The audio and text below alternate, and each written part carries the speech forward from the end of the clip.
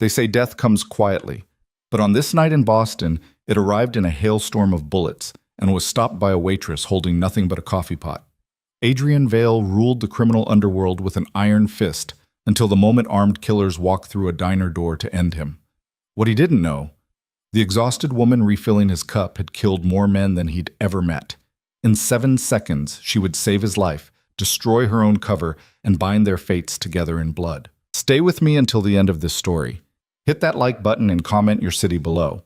I want to see how far this tale travels. The rain came down in sheets across Boston's North End, turning the streets into rivers of neon and shadow.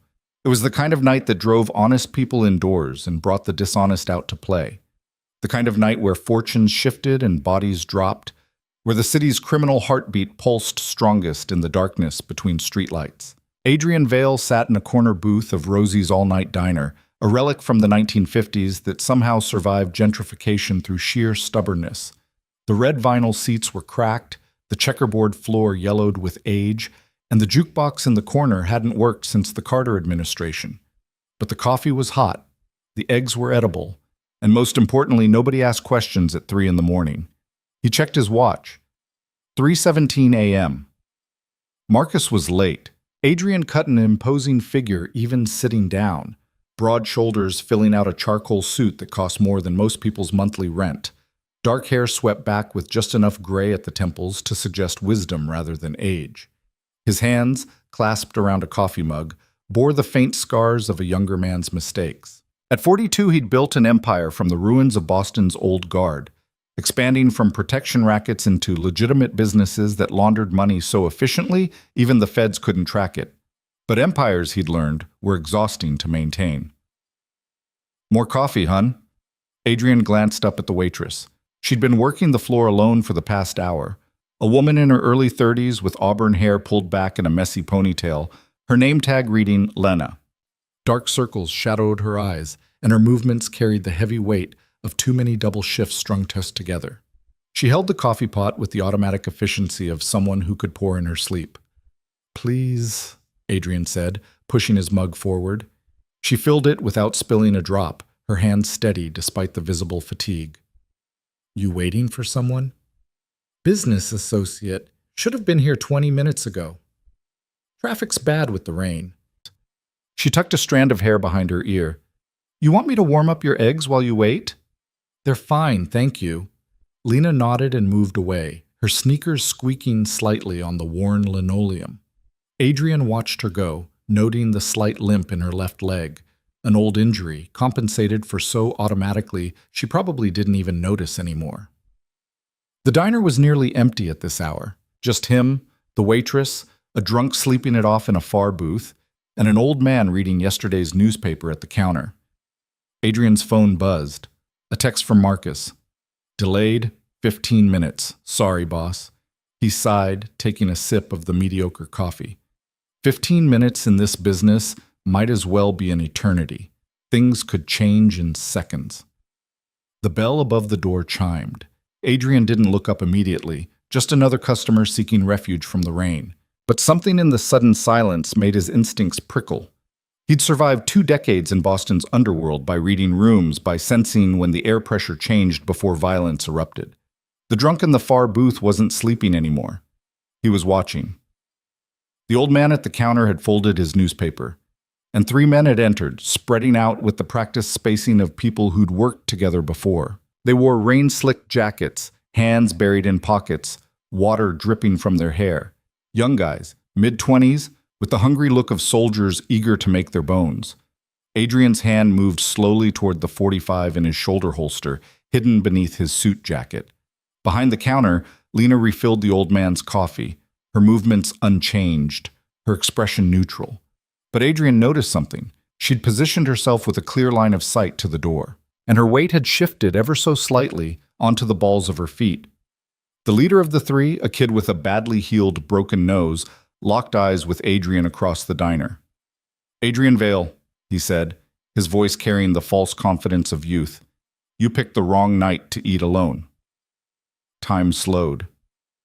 Adrian's mind raced through calculations. 3 of them, young and probably inexperienced, but numbers mattered in gunfights. His weapon was under his jacket. 2 seconds to draw, another second to acquire target. They had their hands in their pockets already, probably on their guns. He'd get one, maybe two, before the third put him down. The drunk in the booth was reaching for something. 4 of them, then. The odds just got worse. "Do I know you boys?" Adrian asked, his voice calm, fingers inching toward his weapon. "You knew our boss," Broken Nose said. "Tommy Falcone. Ring a bell?" Adrian's jaw tightened. Falcone. 3 months ago, the kid had tried to muscle into Adrian's protection territory in Southie. Adrian had sent him a message, the kind that involved broken fingers and a strong suggestion to retire from the business. Apparently the message hadn't taken. "Tommy should have stayed retired," Adrian said. "Tommy's dead. Ate his gun 2 weeks ago." Broken Nose pulled his hand from his pocket, and Adrian saw the glint of gunmetal. "But before he did, he told us who really pushed him to it. You destroyed him, Vale. Took everything he built. Now we're here to return the favor." The other 2 were drawing their weapons now, the drunk sliding out of his booth with a pistol in his hand. Adrian started to move, and the world erupted. But the first gunshot didn't come from the young soldiers. It came from behind the counter, a sharp crack that echoed through the diner like a thunderclap. The drunk's head snapped back, a red mist spraying across the booth behind him, and he crumpled like a puppet with cut strings. Broken Nose spun toward the counter, bringing his weapon around, but Lena was already moving. She dropped the coffee pot. It shattered on the floor, sending scalding liquid across the tiles, and produced a compact 9mm from somewhere beneath her apron. Her first shot took Broken Nose in the throat. Her second and third shots dropped the man closest to the door before he could fully draw his weapon. The third soldier fired wild, panicked, his bullets punching through the window behind Adrian's booth and sending glass cascading like frozen rain. Adrian dove for the floor, his own weapon finally clearing leather, but Lena was faster. She vaulted over the counter with impossible fluidity, landed in a crouch, and put 2 rounds center mass into the third shooter. He staggered back against the jukebox, blood spreading across his chest, and slid down to sit on the floor, eyes wide with shock. 7 seconds. 4 men dead. The sudden silence was deafening, broken only by the hiss of the broken coffee pot and the distant wail of sirens that wouldn't arrive for several more minutes in this neighborhood. Adrian rose slowly from behind the booth, his .45 held ready, his heart hammering against his ribs. He'd been in firefights before, more than he could count, but he'd never seen anything like what just happened. The tired waitress with the coffee pot had moved with the precision of a trained killer, eliminating 4 armed men with a speed and efficiency that spoke of serious training and even more serious experience. Lena stood in the center of the diner, her weapon still raised, her chest rising and falling with controlled breaths. The exhaustion was gone from her eyes, replaced by something cold and calculating. She scanned the room, checking corners, verifying threats were neutralized, the movements automatic, ingrained through countless repetitions. When she was satisfied, she lowered her weapon and looked at Adrian. "You're welcome," she said, her voice steady despite having just killed 4 men. Adrian stared at her, his mind struggling to reconcile the worn-out waitress from 5 minutes ago with the woman standing before him now. "Who the hell are you?" "Someone who just saved your life." She moved to the door, flipped the sign to closed, and pulled down the shade.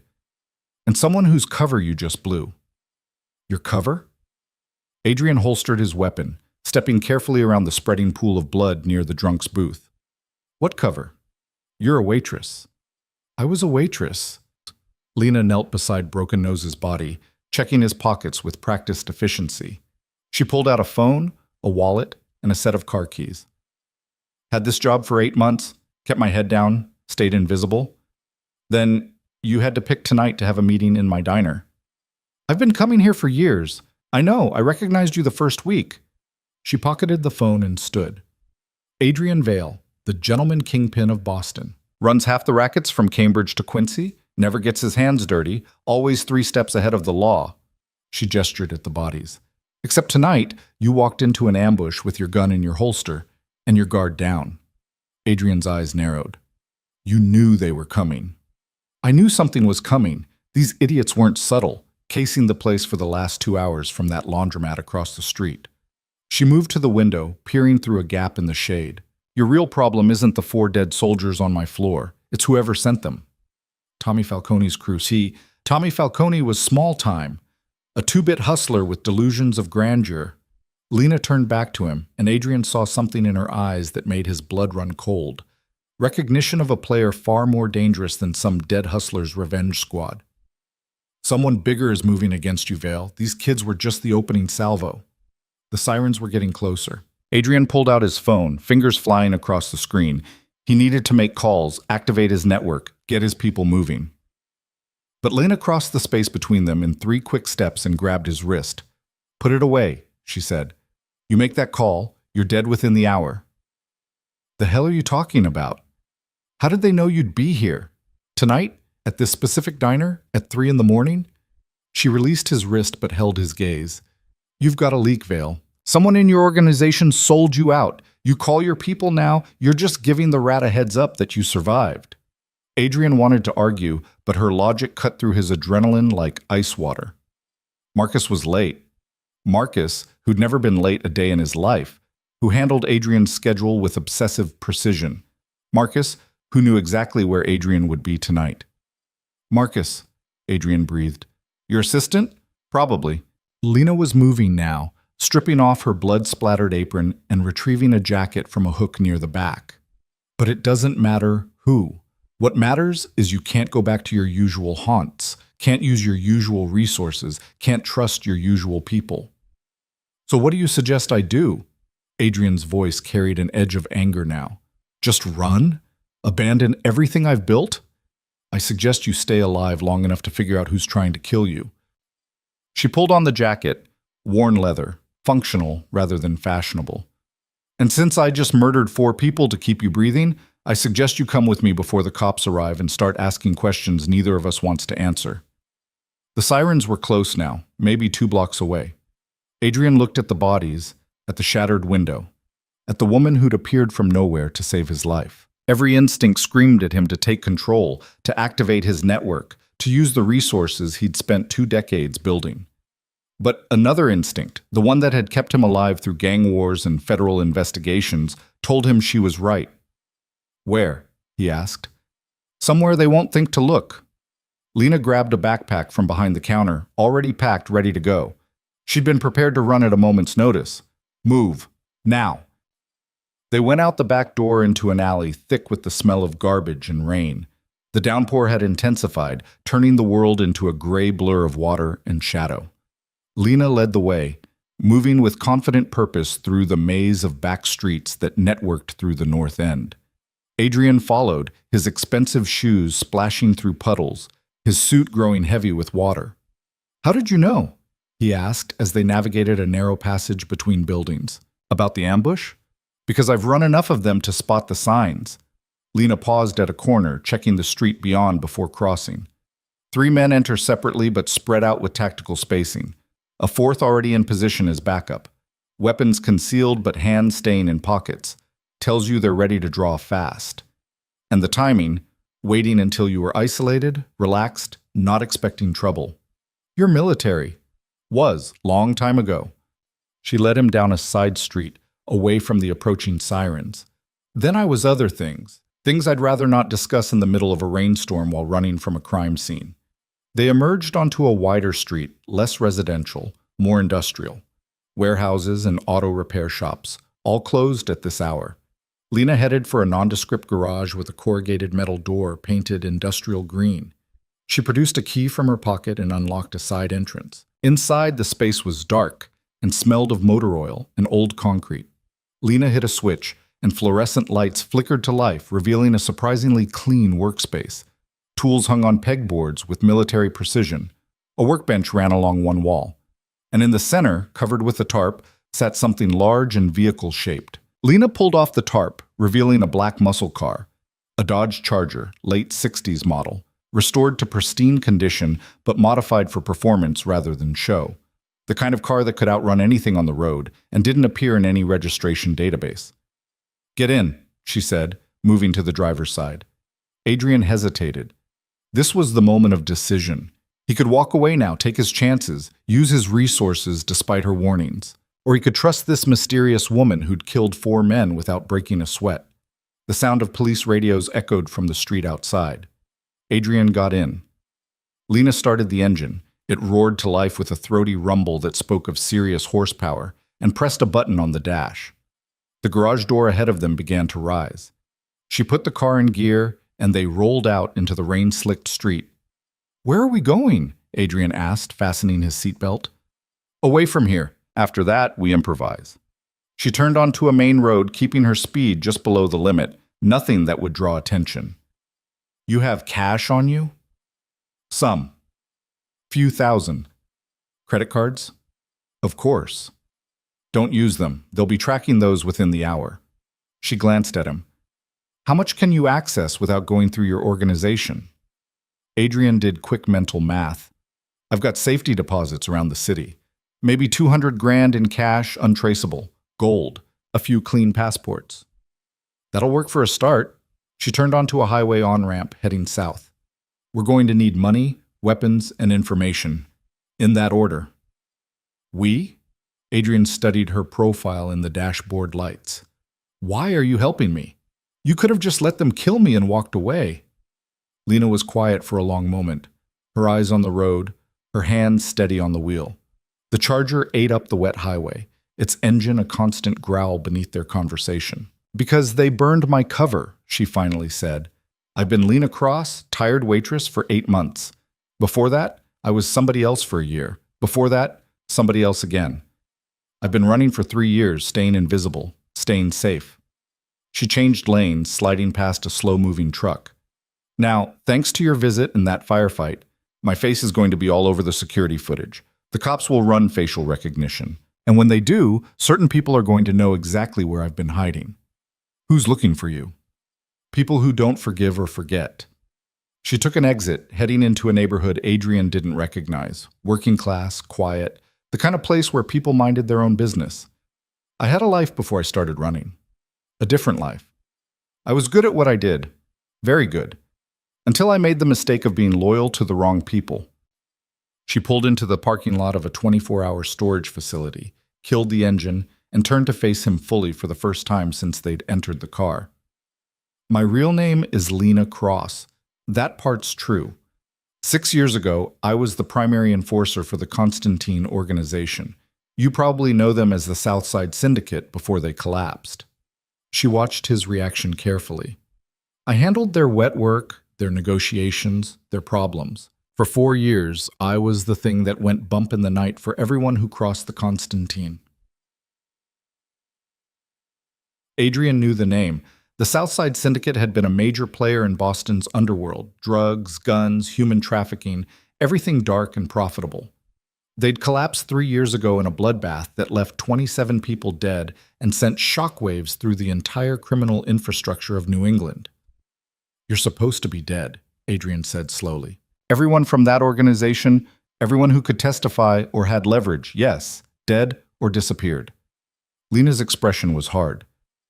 "I saw it coming, had friends in the right places who gave me 48 hours warning, so I disappeared before the purge started. Burned my identity, my resources, everything, became nobody." "Who ordered the purge?" "That's the $250,000 question, isn't it?" She pushed open her door. "Come on, we need to swap vehicles and gear up. Then we need to figure out if your problem and my problem are the same problem." They entered the storage facility through a side entrance, Lena using a key card that probably belonged to a name she'd never used. She led Adrian to a unit on the 3rd floor, opened it with a combination lock, and pulled up the rolling door.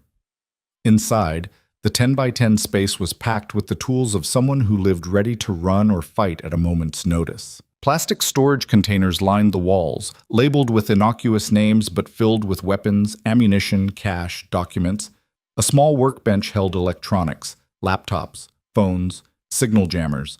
Hanging on hooks were changes of clothes, tactical gear, body armor. "Jesus Christ," Adrian muttered. "How many of these do you have?" "Enough." Lena opened a container and began pulling out items. A different jacket, cargo pants, boots. "I learned the hard way that you can never have too many contingency plans. Strip off that suit. You look like a neon sign advertising mob boss."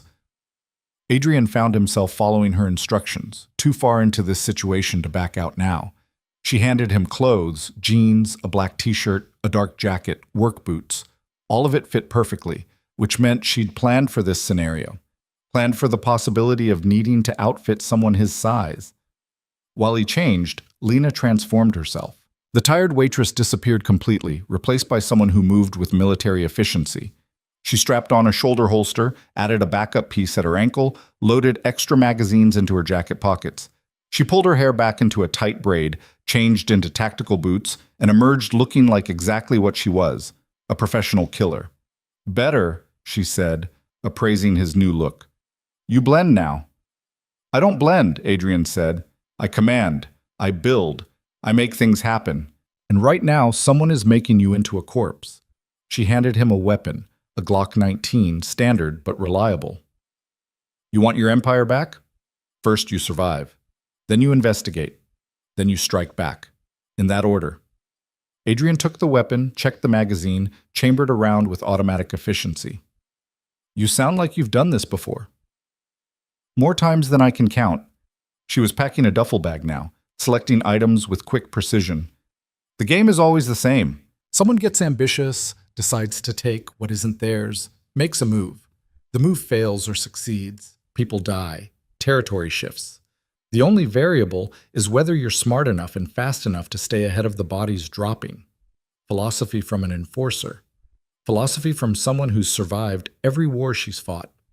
Lena zipped the duffel and slung it over her shoulder. "Now here's what's going to happen. We're going to leave this vehicle here, take a different one from my backup garage across town.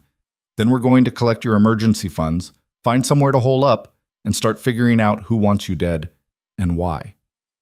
And after that, she looked at him, and Adrian saw something in her eyes that he recognized from his own mirror, the look of someone who'd lost too much to let it keep happening.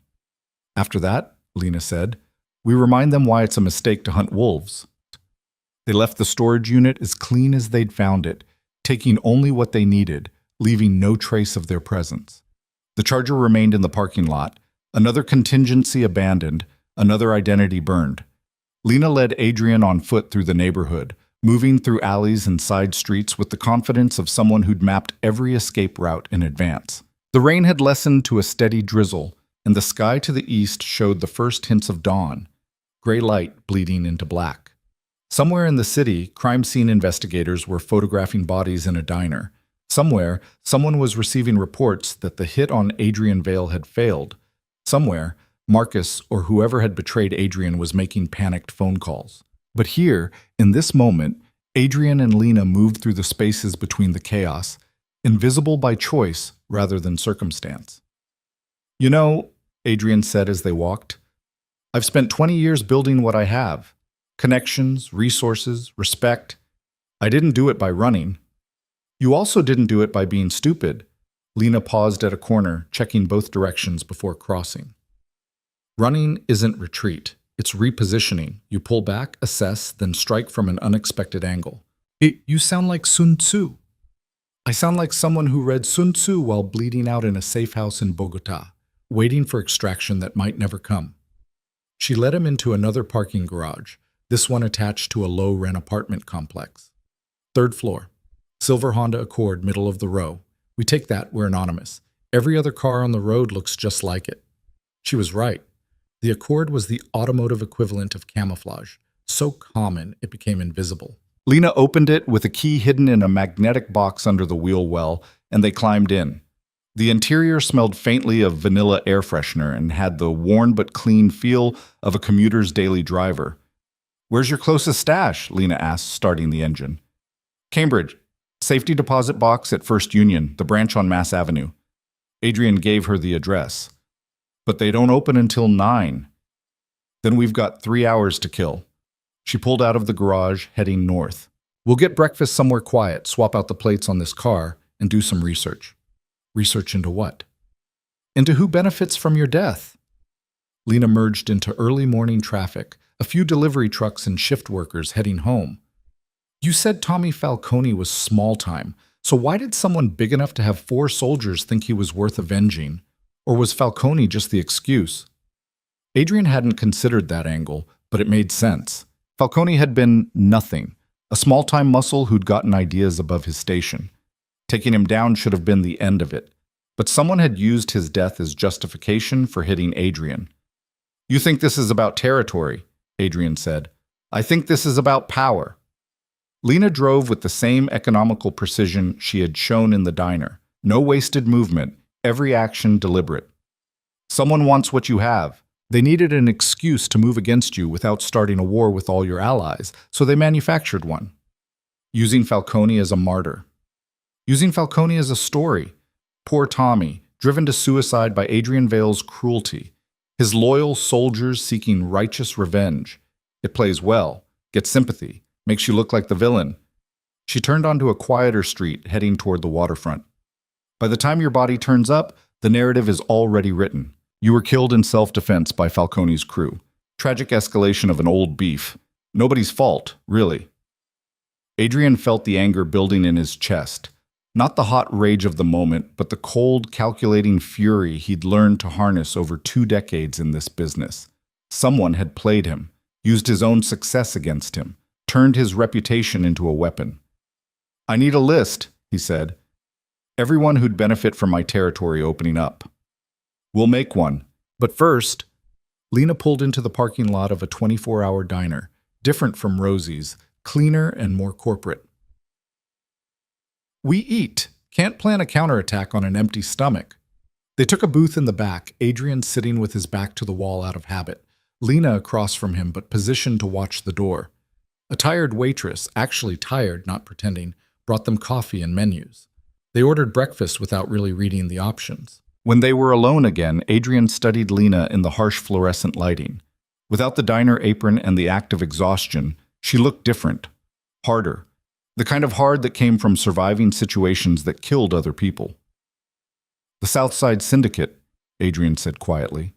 "I heard stories about their enforcer. They called her the Widow. Said she could walk into a room full of armed men and walk out alone."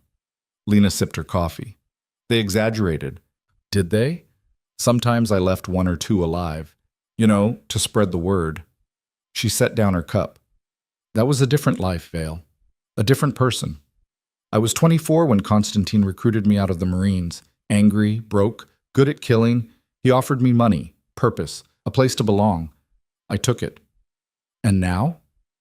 Now I know better." Her eyes met his. "Constantine built an empire on pain. We protected people who didn't deserve protection, hurt people who didn't deserve punishment, all for profit. I told myself I was just a soldier following orders. But that's a coward's excuse." The waitress returned with their food, eggs, bacon, toast, the universal language of American diners. They ate in silence for a few minutes, both of them processing the night's events, both of them planning their next moves. "Why did you stay in Boston?" Adrian asked. "After the purge? After you disappeared? Why not leave the city?" "Because running forever isn't living. It's just a slower death." Lena pushed eggs around her plate. "I tried leaving, went to Chicago for 6 months, then Miami, then Seattle. But everywhere I went, I was looking over my shoulder, jumping at shadows. So I came back. Figured if they were going to find me, at least I'd be on familiar ground. That's either brave or stupid." "Probably both." She managed a tight smile. "But it worked. For 8 months I was nobody, just another exhausted service worker in a city full of them. I'd almost started to believe I could stay invisible. Until I walked into your diner. Until 4 idiots walked in after you." She finished her coffee. "The universe has a sick sense of humor." Adrian's phone buzzed. He pulled it out instinctively, then hesitated. "Don't answer it," Lena said. "Don't even look at it. It could be important. It's bait. They want to know if you survived, want to track your location, want to see who you call for help."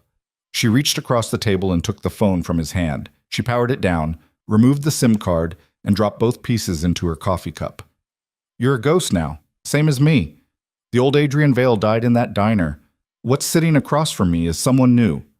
Adrian watched his phone sink into the dark liquid, watched his connection to his empire dissolve. It felt like watching a part of himself die. But Lena was right. Every call he made, every message he sent was another trail leading back to him. "I've spent 20 years building connections," he said. "You're asking me to abandon all of it. I'm asking you to stay alive long enough to reclaim it." Lena flagged down the waitress for the check. "But first, we need to understand what we're up against. And for that, We need information. They paid in cash, Adrian contributing bills from his wallet, money that couldn't be traced, and left the diner as the sun finally broke through the clouds. The rain had stopped, leaving the city washed clean and gleaming in the early morning light. Lena drove them to a public library, one of the old Carnegie buildings with stone steps and classical columns. It wouldn't open for another hour, but she parked nearby and pulled out a laptop from the duffel bag, a cheap model, bought with cash, running through a VPN that bounced their connection through 6 countries. "Show me your organization chart," she said. "Everyone who reports to you, everyone who has access to your schedule, everyone who knew you'd be at that diner tonight." Adrian sketched it out from memory. His lieutenants, his captains, his soldiers. Marcus at the center, managing the schedule, coordinating meetings, handling communications. But there were others with pieces of the puzzle. Danny Ricci, his head of security. James Park, his financial wizard. Maria Santos, who ran his legitimate businesses. "Marcus is the obvious suspect," Adrian said, "but he's been with me for 8 years. I trust him with my life." "You trusted him with your life?" Lena corrected. "Past tense, and he almost got you killed." She studied the organizational chart Adrian had drawn. "But you're right. Too obvious. If I were planning this, I wouldn't use the person closest to you. I'd use someone with just enough access to be useful, but not enough to be immediately suspected." "Like who?" "Like whoever Marcus reports your schedule to." Lena opened a browser, started searching. "Your head of security, for instance. He'd need to know where you're going to arrange protection, right? And your financial guy. He'd need to know where you're meeting to prepare relevant documents." Adrian saw where she was going. "So Marcus is clean, but someone he's reporting to isn't. Or Marcus is dirty, and we're overthinking it." She pulled up news sites, started scanning headlines.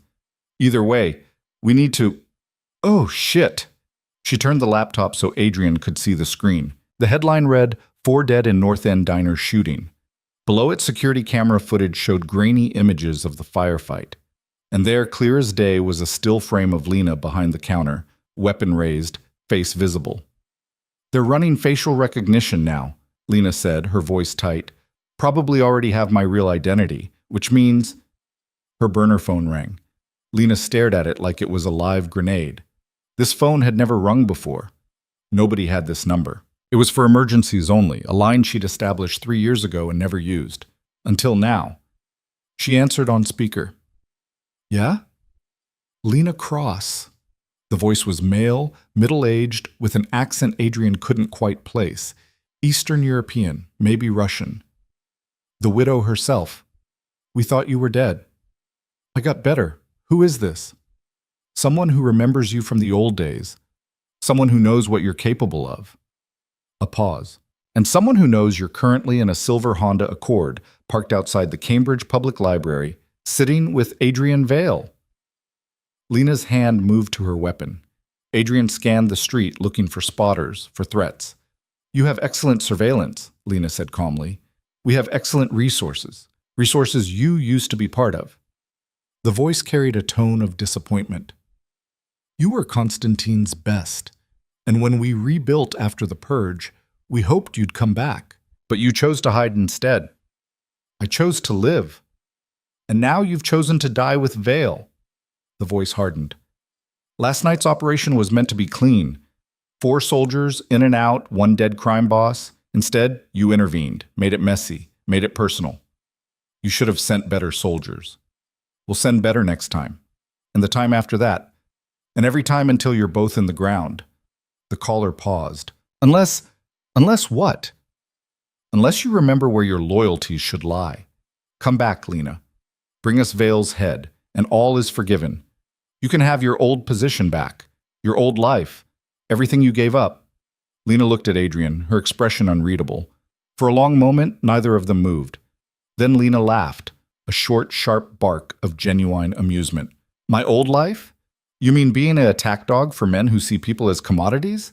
Pass."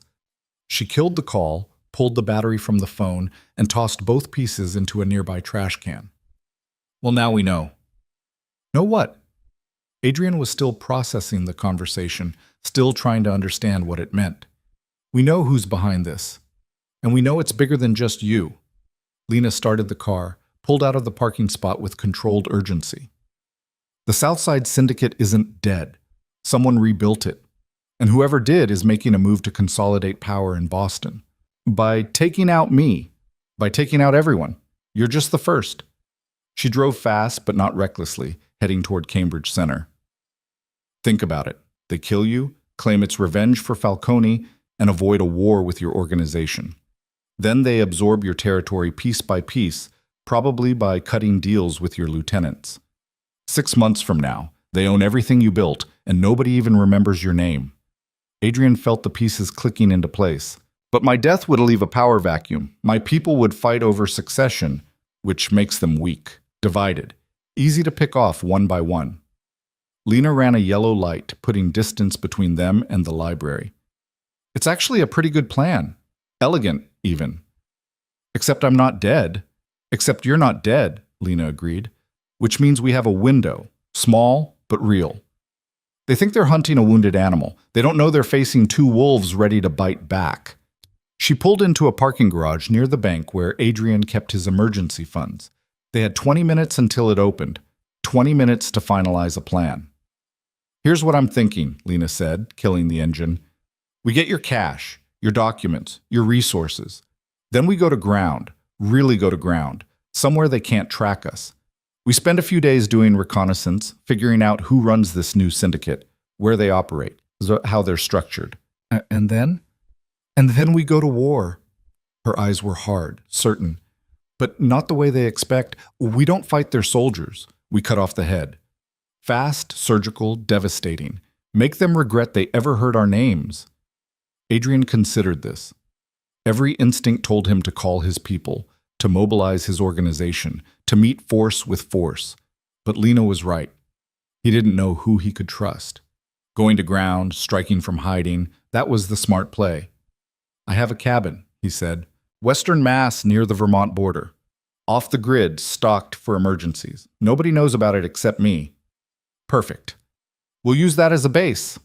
Lena checked her watch. Bank opens in 15 minutes. While we wait, tell me everything you know about the Southside Syndicate. Every detail, every rumor, every piece of street gossip.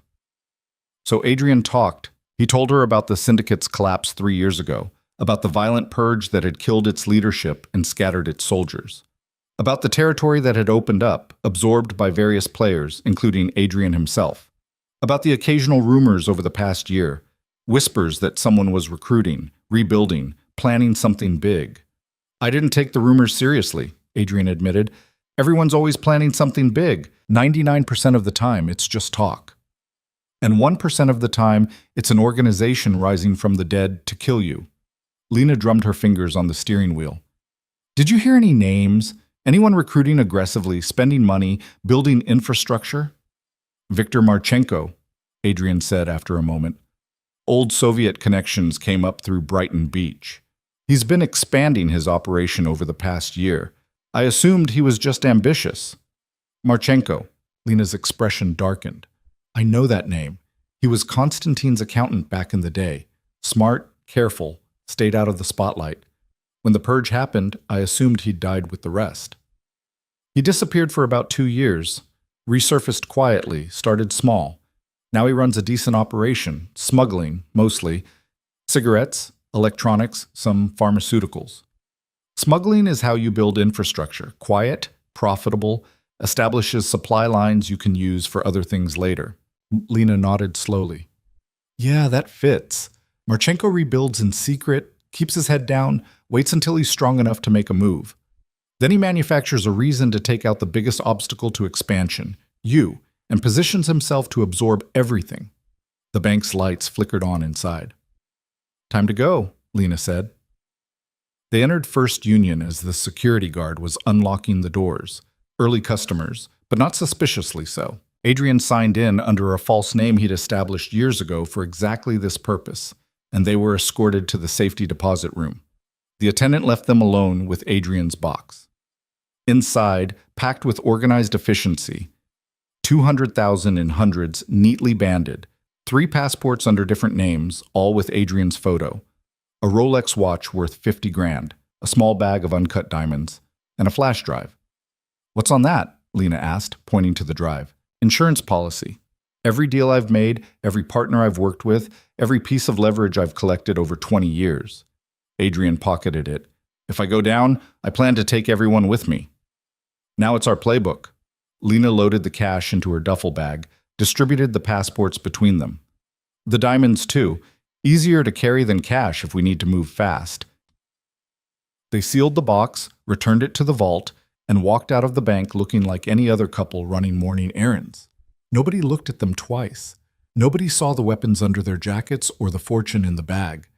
Back in the car, Lena headed west, leaving the city behind. They drove in silence through the morning traffic, through the suburbs, toward the mountains and forests where Adrian's cabin waited. But Adrian couldn't shake the feeling that they were crossing a threshold, that the man who'd sat in that diner last night, comfortable, in control, secure in his power, was gone forever. That the person he was becoming, would have to become, was something harder and more dangerous. You asked earlier why I helped you, Lena said as the city disappeared in the rearview mirror. Want the real answer? Sure.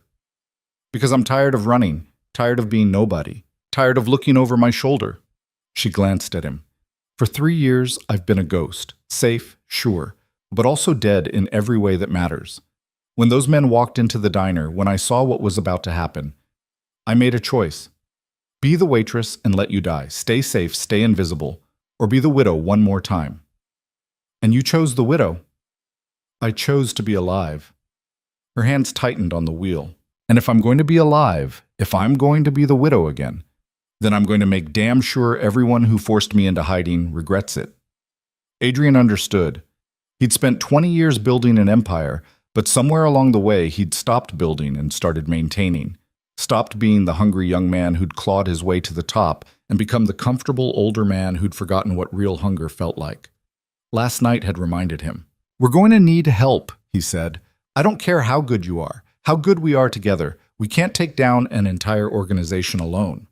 No, but we can hurt them badly enough that they fracture, create chaos, turn them against each other, make them vulnerable. Lena smiled, and it wasn't a pleasant expression. I learned from Constantine. You don't have to destroy your enemies. You just have to make them destroy themselves.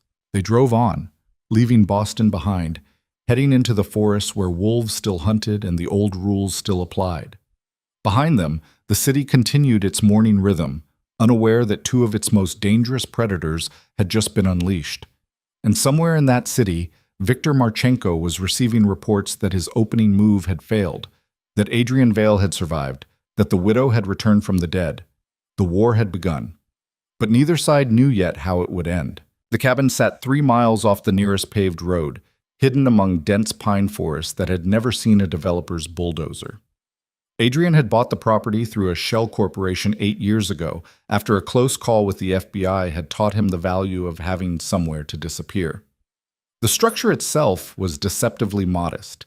Weathered wood siding, a stone chimney, solar panels carefully concealed among the trees. But beneath that rustic exterior lay satellite internet, a generator system that could run for months and enough supplies to outlast a siege. Lena swept the perimeter while Adrian opened the cabin, her movements efficient and professional. She checked sight lines, identified potential approach routes, noted where they'd need to set motion sensors. By the time she circled back to the front door, Adrian had the lights on and the coffee brewing. Defensible, she said, stepping inside. Good visibility, limited approaches, thick tree cover for concealment. We could hold this place against a small army if we had to. Let's hope it doesn't come to that. Adrian handed her a mug. I built this place to hide, not to fight. Plans change. Lena moved through the cabin, cataloging exits, checking windows. The interior was more sophisticated than the exterior suggested. Hardwood floors, comfortable furniture, a kitchen stocked with non-perishables. A gun safe sat in the bedroom closet, and Lena could see the telltale signs of reinforced walls and bulletproof glass. You did good work here, better than most safe houses I've seen. They spent the next hour securing the location properly, motion sensors along the access road, cameras covering the perimeter, weapons distributed to strategic locations throughout the cabin. Adrian pulled supplies from hidden caches, while Lena set up a communication station on the dining table, laptops running through encrypted VPNs, burner phones, radio scanners tuned to police frequencies. When they finally sat down, the sun was high, and both of them were running on adrenaline and too much coffee. "All right," Lena said, opening her laptop. "Let's build a target package on Viktor Marchenko." Adrian pulled out the flash drive from the bank, plugged it into his own laptop. Files bloomed across the screen. Years of carefully documented transactions, photographs, recordings, emails. The digital footprint of his entire criminal empire. "I've got 3 documented interactions with Marchenko over the past 5 years," Adrian said, searching through the files. "First one was 4 years ago. He approached me about moving a shipment of pharmaceuticals through my distribution network. I declined, didn't know him well enough to risk it." "What was his reaction?" "Professional. Disappointed but not hostile. He paid me a consultation fee for my time and moved on." Adrian pulled up the relevant files. Second interaction was 2 years ago. He wanted to buy into one of my legitimate businesses, a shipping company I use for laundering. I sold him a minority stake, 20%. He's been a silent partner ever since. Lena leaned over to look at the documents. "That gave him access to your logistics network. He could move anything he wanted through your infrastructure without you knowing." The thought occurred to me. But his shipments were always clean when I spot-checked them. Legal goods, proper documentation. Adrian felt the pieces clicking together. I was watching for drugs or weapons. I never considered he might be building something else. What was the third interaction? 6 months ago, he invited me to dinner, said he wanted to expand our partnership, proposed a joint venture moving high-end electronics from Eastern Europe. Adrian scrolled through his notes from that meeting. I told him I'd think about it. Then the Falcone situation happened, and I got distracted. "Convenient timing," Lena muttered. She was pulling up everything she could find on Marchenko through various databases, some legal, most not. Viktor Marchenko, age 53, born in Moscow, emigrated in 1989, right before the Soviet collapse. Started as an accountant for Russian businesses in Brighton Beach.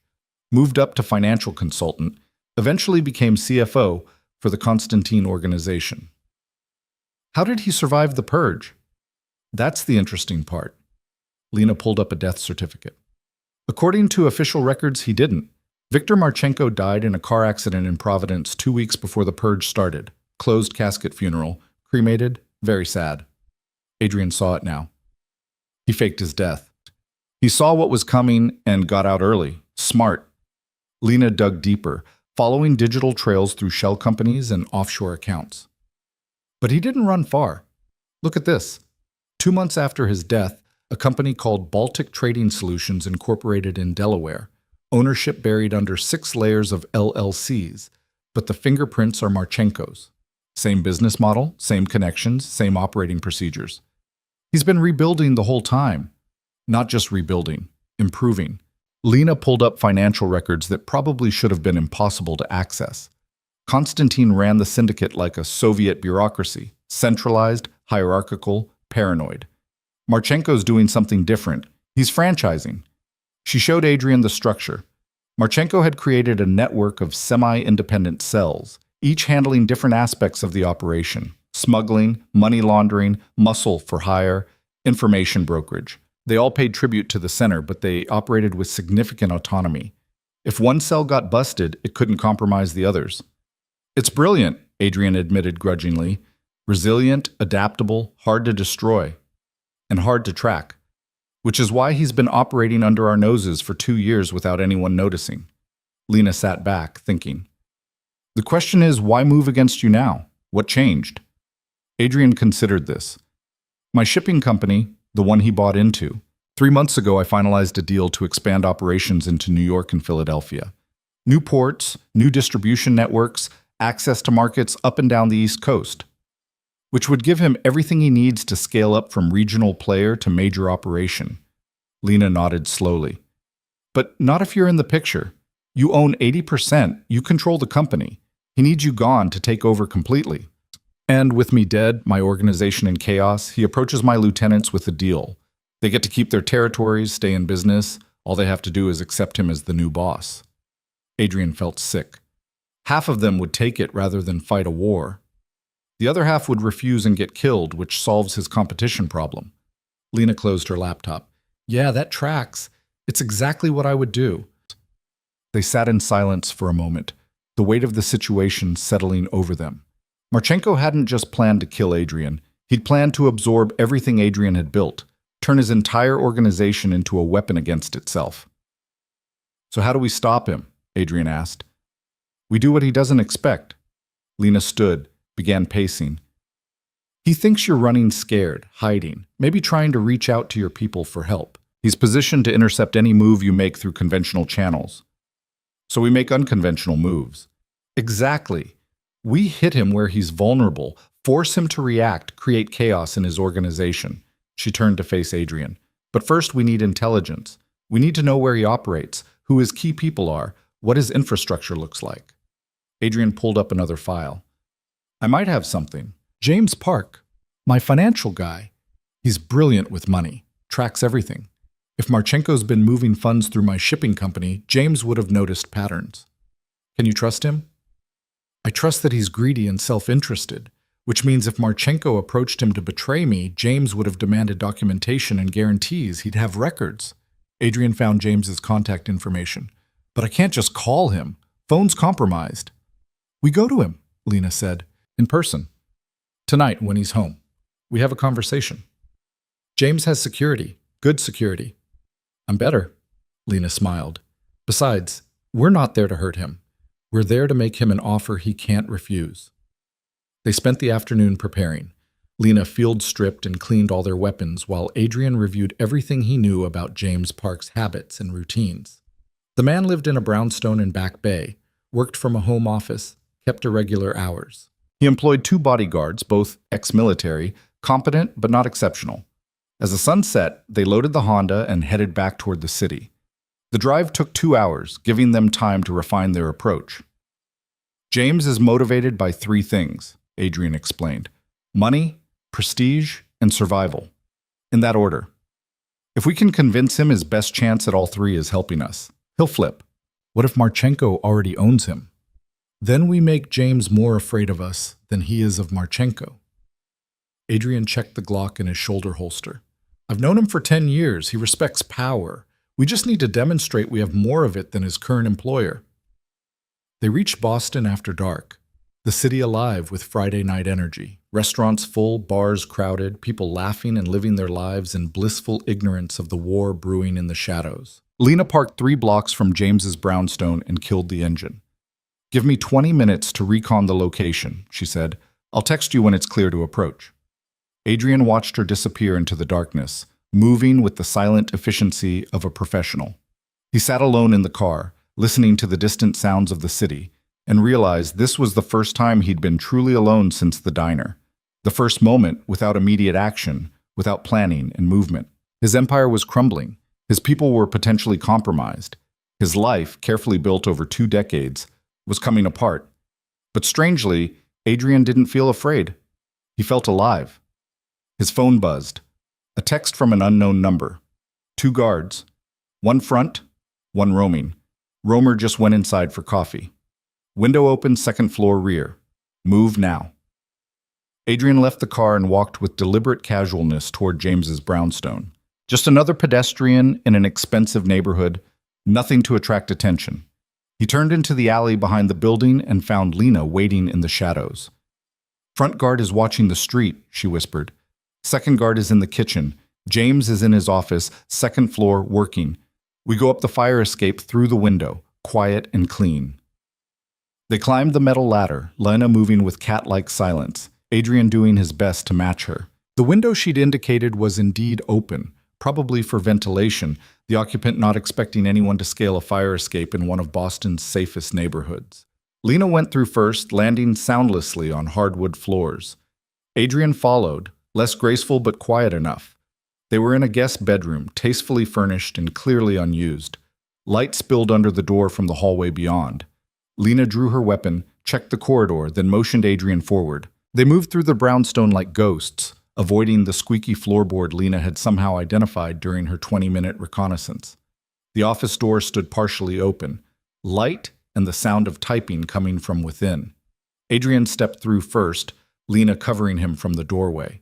James Park sat behind a mahogany desk, focused on multiple computer screens displaying financial data. He was in his early 40s, fit from expensive gym memberships, dressed casually in a polo shirt and slacks. His eyes widened when he saw Adrian, then went wider when he saw Lena's weapon. "Adrian," he said carefully, "you're supposed to be dead. Disappointing people seems to be my thing lately." Adrian pulled up a chair and sat. "We need to talk, James." "About what?" "About Viktor Marchenko. About what he offered you. About what you told him." Adrian kept his voice calm, conversational. "I need to know everything." James's eyes flickered to a button under his desk, a panic alarm that would bring both guards running. "Don't," Lena said quietly from the doorway. Her weapon wasn't pointed at James, but the threat was unmistakable. "Your guards are good. I'm better. You press that button, they die. Then you die. Then we leave. Or you can talk to us, and everyone lives. Your choice." James's hand moved away from the button. "What do you want to know?" "Start with when Marchenko first approached you." James was silent for a long moment, weighing his options. Finally, he sighed. 3 months ago, right after you finalized the shipping company expansion. He came to my office, said he had a business proposal. Wanted to know if I'd be interested in continuing my current role under new management. And you said? I said I'd need details, numbers, guarantees. James pulled up a file on his computer, turned the screen so Adrian could see. He offered me a 20% raise, equity stake in his organization, and protection from prosecution. In exchange, I'd provide financial intelligence on your operations and facilitate the transition after you were removed. Adrian felt the betrayal like a physical blow, but kept his expression neutral. What did you tell him? I told him I'd think about it. James met Adrian's eyes. I didn't say yes, Adrian. I asked for time to consider, while feeding him information about my business, while keeping detailed records of every interaction. James opened another file. Every meeting, every request, every piece of information he asked for, I documented it all. Insurance, in case things went sideways. Lena moved closer, studying the screen. This is good. Meeting locations, associates' names, financial transactions. He gave you more than he should have. Marchenko's old-school Soviet, James said. He believes in having leverage on everyone he works with. He gave me information to show good faith, but also to implicate me. If I went to the authorities, I'd be confessing my own crimes. Smart, Adrian admitted, but not smart enough. You kept the records, which means you were planning to use them eventually. I was planning to survive, James's voice hardened. You think I don't know what happens to people in my position? Whether I said yes or no to Marchenko, I was a loose end. The only way to stay alive was to have insurance on both sides. Adrian considered this. James was a weasel, motivated by self-interest, but that made him predictable. And right now, predictable was useful. Here's what's going to happen, Adrian said. You're going to give us everything you have on Marchenko. Every document, every recording, every piece of intelligence. In exchange, you get to live and keep your position when this is over. And if I refuse? Then Lena kills you and we take the information anyway. Adrian leaned forward. But I'd rather not do it that way, James. You're good at what you do. I don't want to replace you. I want to remind you why working for me is better than the alternative. James looked between them. What alternative? Marchenko's organization is built on paranoia and fear. You work for him. You're always looking over your shoulder, always wondering when you'll become inconvenient. Adrian stood. I run my operation differently. You're loyal, you're useful, I protect you. You've been with me 10 years. Have I ever given you reason to doubt that? No, James admitted quietly. Then stop doubting it now. Adrian extended his hand. Deal? James stared at the offered hand for a long moment. Then he shook it. Deal. But Adrian, you need to know what you're up against. Marchenko isn't just rebuilding the syndicate. He's building something bigger. He's got connections in 6 states, relationships with cartels in Mexico, suppliers in Eastern Europe. Taking him down won't be like taking down some local gang boss. I know, Adrian said. That's why I need every advantage you can give me. They spent the next 2 hours going through James's files. The picture that emerged was terrifying in its scope. Marchenko had spent 3 years building a criminal empire that sprawled across the eastern seaboard. He controlled shipping routes, corrupted port officials, ran money through dozens of legitimate businesses. The Konstantin organization had been regional. Marchenko's new syndicate was positioning to go national. He's planning something big, James said, pulling up a financial projection. In 3 months, there's a massive shipment coming through his shipping company. I don't know what's in it, but the money involved is staggering. 50 million in fees alone. Where's it coming from? Lena asked. Odessa. The cargo manifest says industrial machinery, but the insurance values don't match. Whatever's really in those containers is worth 10 times what they're declaring. Adrian and Lena exchanged looks. 50 million in fees for a single shipment meant the cargo itself was worth hundreds of millions. Weapons, maybe. Or something worse. When exactly does this shipment arrive? Adrian asked. 83 days, it's already in transit. James pulled up more details. The ship is called the Neva Star. 32 containers, all registered to shell companies that trace back to Marchenko. Once it hits port, the containers get distributed to warehouses across 6 states. And security? Tight. Marchenko's bringing in specialists from overseas, ex-military, ex-intelligence. These aren't street soldiers. These are professionals. James looked worried. Adrian, if you're thinking about hitting this shipment, you need to understand the risk. Marchenko's putting everything into this. If it succeeds, he becomes untouchable. If it fails, his organization collapses under the financial strain, Lena finished. This is his big play. The move that takes him from regional operator to major player. Adrian felt the wheels turning in his mind. 83 days. Long enough to plan, to prepare, to strike at exactly the right moment. But first they needed to weaken Marchenko's position, create doubt within his organization. James, I need you to do something for me, Adrian said. Feed Marchenko information that I'm dead. Tell him you heard from your police contacts that they found a body matching my description upstate. Can you do that? Easily, but why? Because dead men don't need to be hunted. If Marchenko thinks he won, he'll relax, shift his focus from eliminating me to consolidating power. Adrian stood, and while he's consolidating, we'll be preparing to tear him apart. They left the brownstone the same way they'd entered, leaving James to construct the lie that would buy them time. In the car, heading back toward the cabin, Lena was quiet. You're thinking something, Adrian said. I'm thinking 83 days isn't much time, and I'm thinking taking down a shipment worth hundreds of millions of dollars is going to require more than just the two of us. I have people, loyal people, separate from my main organization, specialists I've kept compartmentalized for situations exactly like this. How many? Enough. Adrian pulled out a new burner phone. 6 operators, former military, former intelligence. They don't work for me full-time. They have their own lives, their own businesses. But when I call, they come, and they don't ask questions. Can you trust them? With my life. I recruited them individually over the years, kept them isolated from each other and from my main organization. Marchenko doesn't know they exist. Adrian started making a list. Danny Chen, demolitions expert. Sarah Reeves, surveillance and intelligence. Marcus O'Brien, not my assistant Marcus, different guy, weapons specialist. Tom Greenfield, logistics. Lisa Park, no relation to James, computer expert. And Rafael Santos, interrogation and wet work. Lena drove in silence, processing this. You've been preparing for a war for a long time.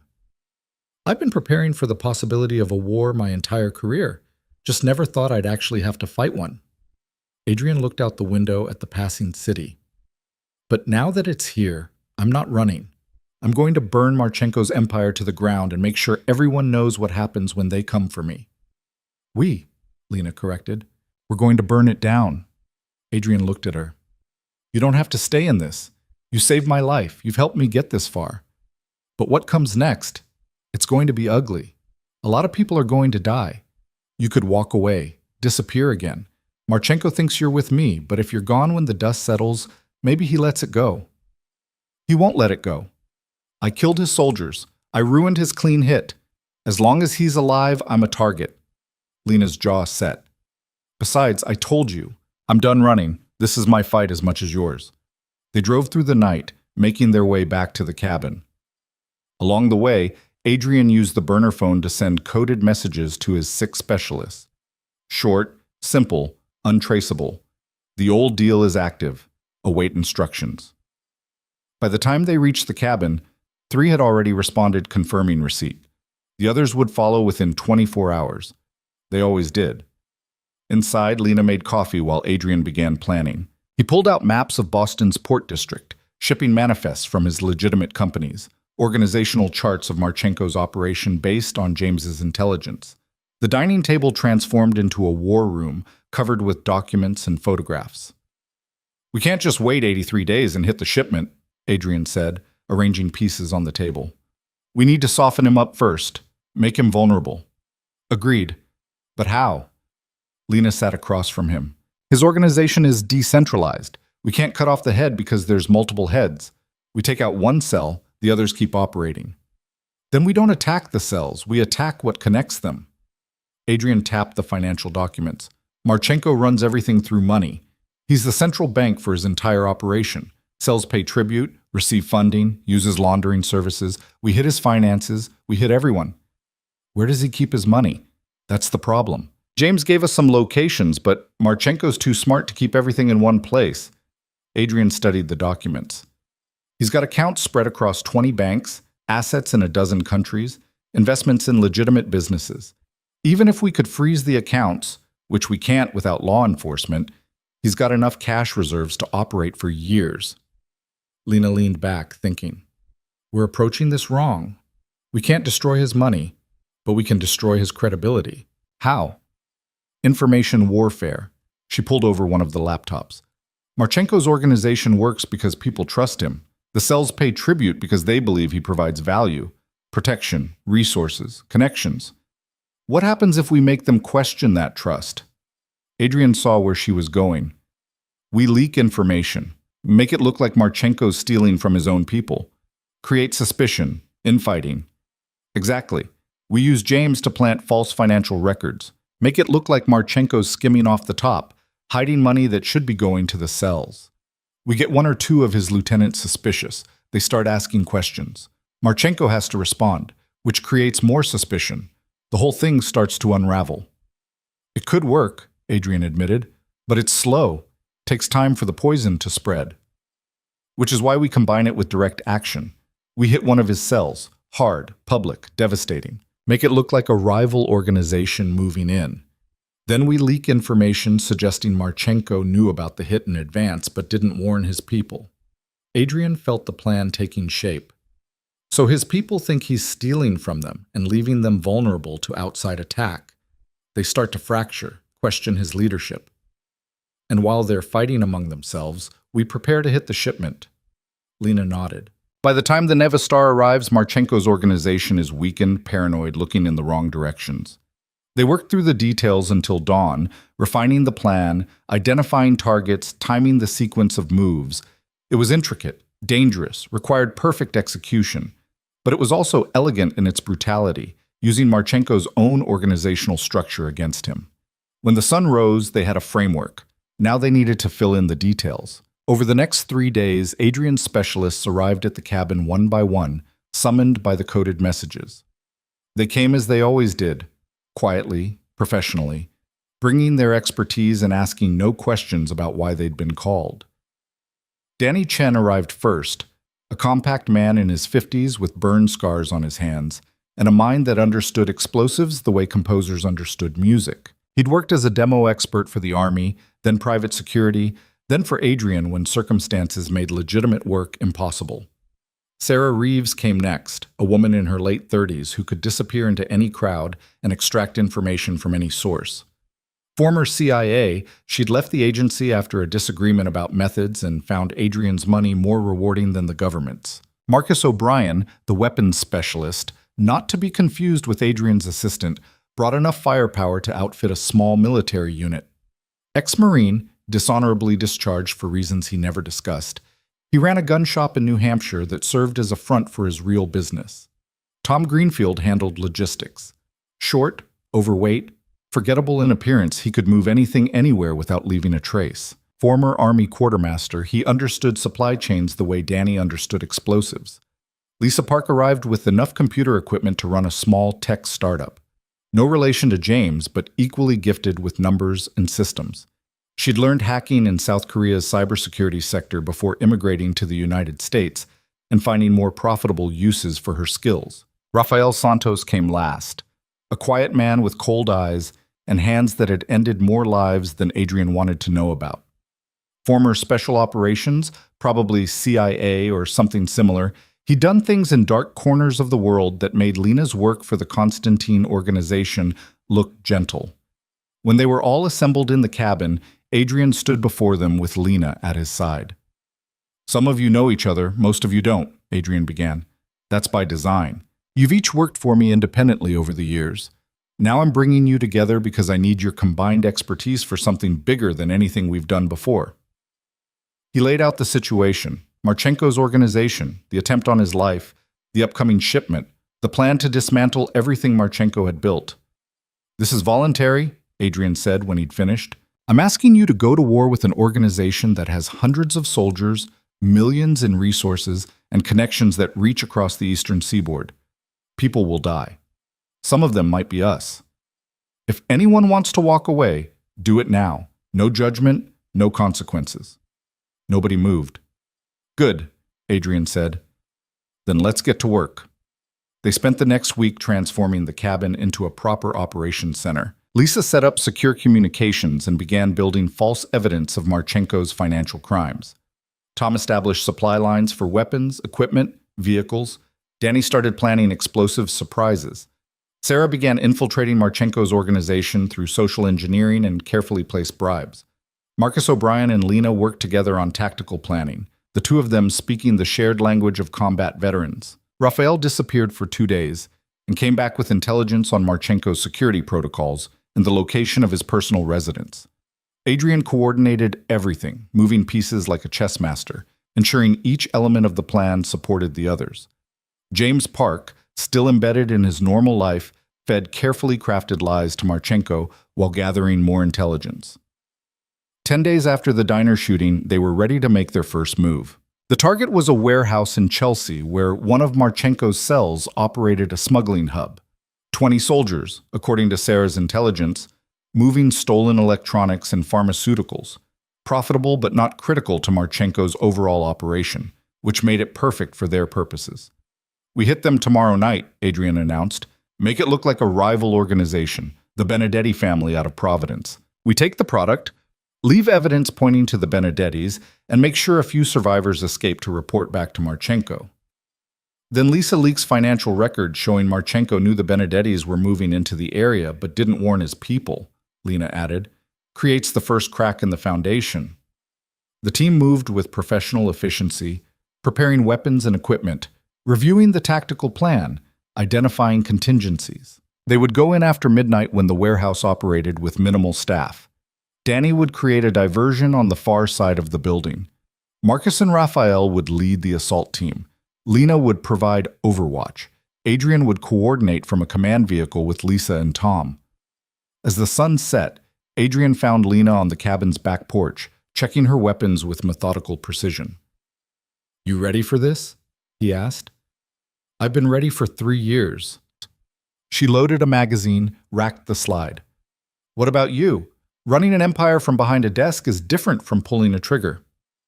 "I haven't forgotten how." Adrian sat beside her. "But you're right. It's been a long time since I've been in the field, since I've had to actually fight instead of sending other people to fight for me." "You've got good people now. They know their jobs." "So did you once, working for Constantine." Adrian watched her reaction. "What made you walk away? What made you decide you'd had enough?" Lena was quiet for a long time, her hands moving automatically through the weapon check. "There was a job. A man named Peter Volkov ran a gambling operation in Providence. He'd been skimming from the syndicate, needed to be made an example of. I went to his house to handle it." She paused, and Adrian waited. "He had a daughter, 12 years old, piano lessons, and soccer practice, and all the normal things. She wasn't supposed to be home, school night, should have been at a friend's house. But plans changed, and there she was." Lena's voice was flat, emotionless. "Volkov begged me. Said he'd give back everything he'd stolen, plus interest. Said he'd work for free for the rest of his life. Just don't do it in front of his daughter." "What did you do?" "I sent the girl upstairs, waited until I heard her bedroom door close. Then I did my job." Lena met Adrian's eyes. "But I saw her face as she went upstairs. Saw the fear, the confusion, the understanding that her father was about to die, and there was nothing she could do about it. And I realized that's what I'd become, someone who made children orphans, someone who created that kind of fear." "So you left?" "So I left. 3 months later, when I heard the purge was coming, I didn't even hesitate. I burned everything and disappeared, because I knew if I stayed, there would be more children, more fear, more blood that could never wash clean." She holstered her weapon. "You asked earlier why I'm helping you. That's why. Because Marchenko and his kind create that fear. They build empires on it, and I'm done letting them." Adrian understood. He'd built his own empire on fear, just gentler and more refined than most. The gentleman kingpin, they called him. But the outcome was the same. People afraid, people hurt, families destroyed. He'd insulated himself from it, let other people handle the violent work while he made the decisions from comfortable distance. But that distance had been an illusion. The blood was still on his hands, just dried and easy to ignore. "After this is over," Adrian said, "I think I'm done too. With all of it. The empire, the life, everything." "What would you do instead?" "I don't know. Something honest. Something that doesn't require guns and fear." He smiled ruefully. "Probably be terrible at it." "Probably," Lena agreed. "But maybe that's not the point. Maybe the point is just being something different than what we were."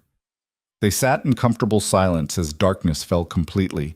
Two wolves preparing for a hunt, both of them hoping it would be their last. The warehouse sat on the edge of Chelsea's industrial district, a squat concrete structure surrounded by chain-link fence and sodium lights that turned the night orange. Sarah's reconnaissance had been thorough, 20 guards rotating in shifts, 6 on duty at any given time, the rest sleeping in a converted office space on the second floor. The merchandise moved through between midnight and 4 a.m. when the skeleton crew could work without attracting attention. Adrian sat in a panel van 2 blocks away, watching live feeds from cameras Lisa had planted during the previous night. Beside him, Tom monitored police scanners, while Lisa worked 3 laptops simultaneously, ready to loop security footage and kill phone signals on Adrian's command. "Teams in position," Lena's voice crackled through the radio. She was on a rooftop across the street, her rifle scope providing overwatch on the warehouse entrance. "Assault team ready," Marcus O'Brien confirmed from his position in the shadows near the loading dock. Adrian checked his watch. 1:47 a.m. The shift change had happened 30 minutes ago. Guards would be alert but not paranoid, settling into the rhythm of another boring night. "Danny, status on the diversion?" "Set and ready," Danny Chen's voice came back, calm as always. "Give the word," and the north side becomes very loud and very bright. Adrian took a breath, feeling the familiar pre-action tension. It had been years since he'd run an operation personally, since he'd been close enough to hear the gunfire instead of reading about it in morning reports. His hands were steady, his mind clear. The fear he'd expected didn't come. Instead, he felt focused, purposeful. "Execute in 30 seconds, he said. "Danny, light it up on my mark." He counted down silently, watching the feeds. 2 guards at the main entrance, 1 patrolling the perimeter, 2 inside visible through windows, 1 unaccounted for, probably in the bathroom or the office. Standard setup, predictable patterns. "Mark," Adrian said. The north side of the warehouse erupted in a brilliant flash of light and a deafening boom. Not enough explosive to actually damage the structure. Danny was too precise for that, but enough to simulate a serious threat. On the monitors, Adrian watched guards scramble toward the explosion, shouting into radios, drawing weapons. "Moving," Marcus said. The assault team flowed toward the loading dock entrance, 4 shadows in tactical gear. Marcus went through the door first, Raphael right behind him, followed by 2 of the specialists Sarah had recruited, former soldiers loyal to money and silence. Lena tracked them through her scope, ready to drop anyone who threatened the team. Inside, the warehouse was chaos, guards converging on the north side, trying to understand what had just exploded. The assault team moved through the south entrance unopposed, weapons up, moving with practiced efficiency. "Contact," Marcus's voice was crisp, professional. 3 shots in rapid succession. 2 down, moving to the office. Adrian switched camera views, watching the team clear rooms with military precision. Another guard appeared from a side corridor, rifle rising, but Raphael was faster. The man dropped before he could fire. On the second floor, guards who'd been sleeping stumbled out of the office space, confused and half-dressed. They didn't stand a chance. The assault team moved through them like a scythe through wheat. Professional, clinical, devastating. Warehouse secure, Marcus reported. 14 hostiles down, 6 still breathing. Product is intact. Survivors? Adrian asked. 3. Like you wanted. They're watching from the windows, saw everything. Perfect. Adrian activated the next phase. Lisa, make the call. Lisa dialed a number on a burner phone, waited for it to connect. When someone answered, she played a pre-recorded message in a digitally altered voice. The Benedetti family sends their regards. This is what happens when you operate in our territory without permission. She ended the call and smashed the phone, already moving to her next task, uploading falsified financial records to a server that Marchenko's people monitored. Records showing Marchenko had received intelligence about Benedetti movements in Chelsea 2 weeks ago, but had kept the information to himself. Teams, extract, Adrian ordered. Tom, send in the collection crew. The assault team withdrew as smoothly as they'd entered, leaving behind carefully placed evidence. Shell casings from weapons the Benedettis were known to use, a gang symbol spray-painted on the wall, even a partially burned photograph of a Benedetti lieutenant. Enough to sell the story without being obvious about it. Tom's collection crew, contractors who asked no questions and would disappear after tonight, moved in with trucks to strip the warehouse of its merchandise. Stolen electronics, pharmaceuticals, everything valuable. By dawn, the building would be empty, except for bodies and evidence pointing toward Providence. Adrian watched the feeds until the last truck pulled away. Then Lisa killed the cameras remotely, wiping any digital trace of their presence. The police scanners crackled with reports of an explosion and possible shooting in Chelsea. First responders would arrive in minutes. Let's move, Adrian said. They drove in silence back toward the cabin, monitoring news feeds and police radios. The story would break by morning. Gang violence, turf war, 14 dead, and what appeared to be a coordinated hit by the Benedetti organization against an unknown target. The 3 survivors would tell their version to Marchenko, and the financial records Lisa had planted would do their work. At the cabin, the team gathered for debriefing. Marcus reported 0 casualties on their side. Mission objectives achieved, extraction clean. Raphael added that the survivors had gotten a good look at the Benedetti evidence, making the deception more credible. Now we wait, Adrian said. Let the poison work. Sarah, I need you monitoring Marchenko's communications. I want to know the moment his people start questioning him. Already on it, Sarah said, showing them a laptop displaying intercepted phone calls and text messages. His lieutenants are panicking. They're asking why they didn't get warned about Benedetti movements. Marchenko's claiming he didn't know, but the financial records are undermining him. Over the next 48 hours, Adrian watched the fractures spread through Marchenko's organization like cracks in ice. His lieutenants started making private calls to each other, discussing whether their boss was holding out on them. One cell leader in Providence reached out to the actual Benedetti family to ask if they were planning to expand into Boston, a conversation that confused the Benedettis but also piqued their interest. James Park, maintaining his role as double agent, reported that Marchenko had called an emergency meeting of his top people. He was trying to reassure them, to explain the Chelsea incident as an unfortunate intelligence failure. But the trust was damaged, and everyone in that room knew it. He's scrambling, Lena observed, reading the intercepted communications, offering bonuses, increased protection, anything to keep his people loyal. Which drains his resources, Adrian noted. Every dollar he spends reassuring his current organization is a dollar he can't spend on the shipment. We need to hit him again, Raphael said. Keep the pressure on, don't let him recover. Adrian agreed. They'd planned multiple strikes, each one designed to weaken Marchenko's position while building the false narrative of outside aggression and internal corruption. The second target was a money laundering operation running through a car dealership in Malden. But before they could execute, Sarah brought new intelligence that changed everything.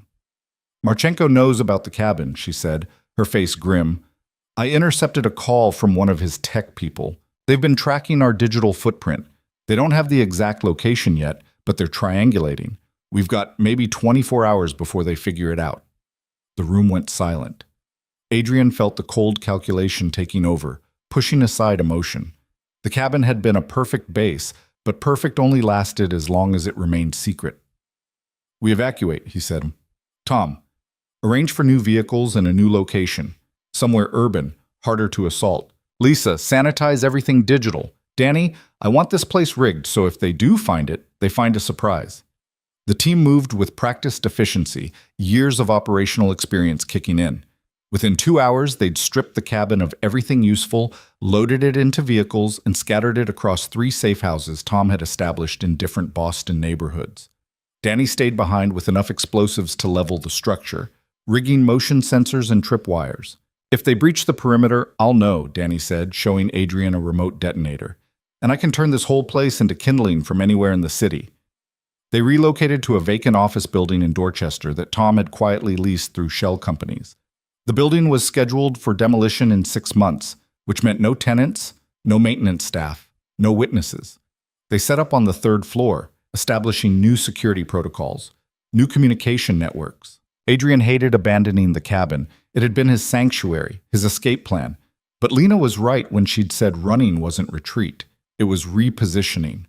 They'd given up one stronghold but gained something more valuable, the knowledge that Marchenko was spending resources trying to find them, resources he needed for the upcoming shipment. The second strike came 3 days later, hitting the Malden car dealership at dawn. This time they used a different approach. No assault team, no violence. Just Lisa's digital expertise and Danny's understanding of infrastructure. Lisa hacked into the dealership's computer systems and transferred $3 million from Marchenko's accounts to a series of offshore holdings that appeared to belong to the dealership's manager. Simultaneously, Danny triggered a gas leak that evacuated the building and brought in fire inspectors, who would discover the manager's suddenly suspicious finances during their investigation. The manager, innocent of any actual theft, would be arrested by morning, and Marchenko would have to decide whether to believe his employee was stealing or if something else was happening. Either way, the paranoia deepened. "Beautiful work," Raphael said, watching news coverage of the dealership evacuation. "You destroyed him without firing a shot." "That's how you win wars," Adrian replied. "Make your enemy destroy themselves." But Marchenko wasn't destroyed yet. He was wounded, paranoid, bleeding resources, but still dangerous.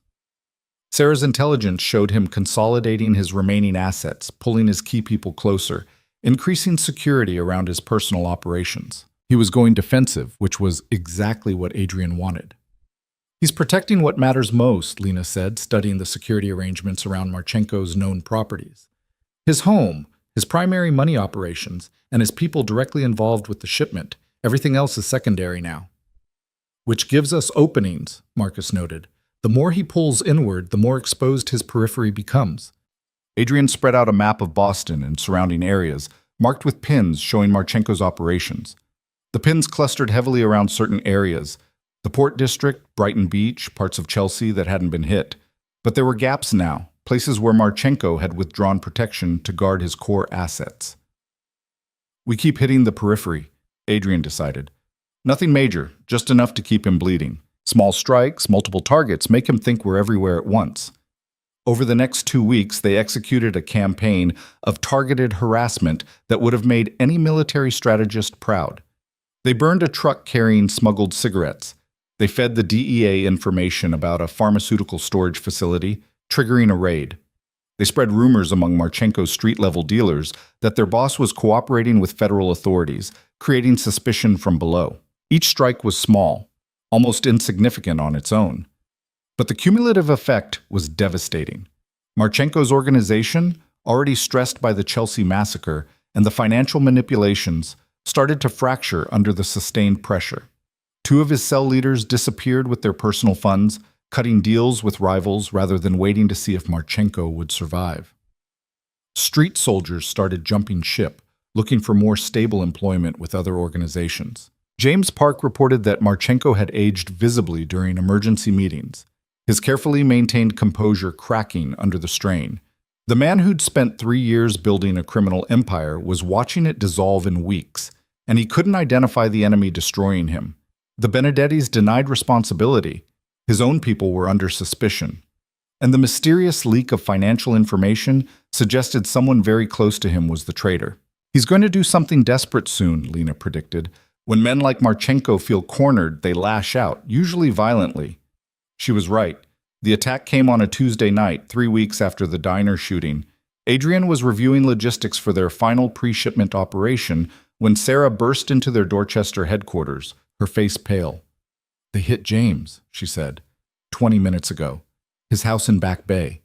They killed both his guards and took him." Adrian's blood ran cold.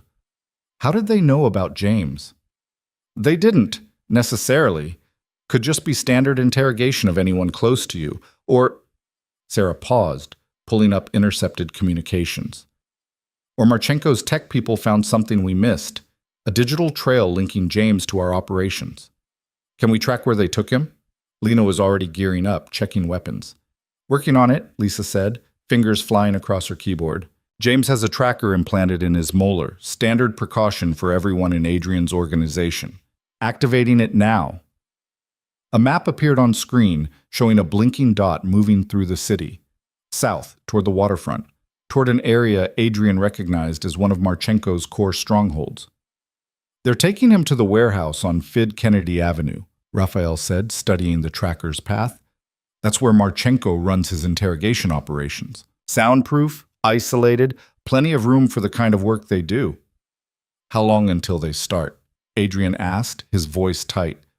"Already started, probably. In the van, keeping him disoriented." Raphael's expression was grim.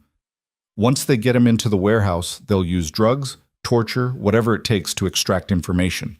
James is smart, but he's not trained for this. He'll break. Maybe not in an hour, maybe not in 6 hours, but he'll break. Then we get him out before he does." Adrian turned to his team. "How fast can we put together an assault?" Marcus was already pulling up building schematics. "The warehouse is a fortress. 20-foot walls, reinforced doors, guard towers on the corners. Marchenko learned from Chelsea. He's not making the same mistake twice." "We have Danny," Lena said. "We blow a hole in the wall, go in fast and hard." "They'll hear us coming from a mile away," Marcus countered. "We'd be walking into a kill zone. So we give them something louder to worry about." Danny was sketching on a notepad, calculations and diagrams flowing from his pen. "I rig a series of diversions around the perimeter. Explosions, fires, chaos. While they're responding to threats on all sides, we slip in through a blind spot and extract James." Adrian looked at the faces around him. Professionals, killers, people who'd trusted him enough to walk into a war. What he was asking now went beyond their agreement. This wasn't a calculated strike against enemy assets. This was a direct assault on Marchenko's stronghold to save one man. "This is different from what we've been doing," Adrian said. "Higher risk, lower reward. If anyone wants to sit this one out—" "James is one of us now," Sarah interrupted. "We don't leave our people behind." The others nodded agreement. Even Raphael, whose emotional range typically spanned from cold to colder, showed a flicker of commitment in his eyes. "All right then," Adrian said. "We've got maybe 2 hours before James breaks and tells them everything. Let's move." They loaded into 3 vehicles, assault team in the first, support in the second, Adrian with Lisa and Tom in the third. The drive to the waterfront took 30 minutes through late-night traffic, and every minute felt like an eternity. Adrian monitored the tracker, watching it stop moving. James was in the warehouse now, in Marchenko's hands. Danny directed them to positions around the warehouse perimeter. He'd scouted this area weeks ago as a potential target and knew the layout perfectly. 4 guard towers, 1 on each corner. Main entrance on the east side, loading docks on the west.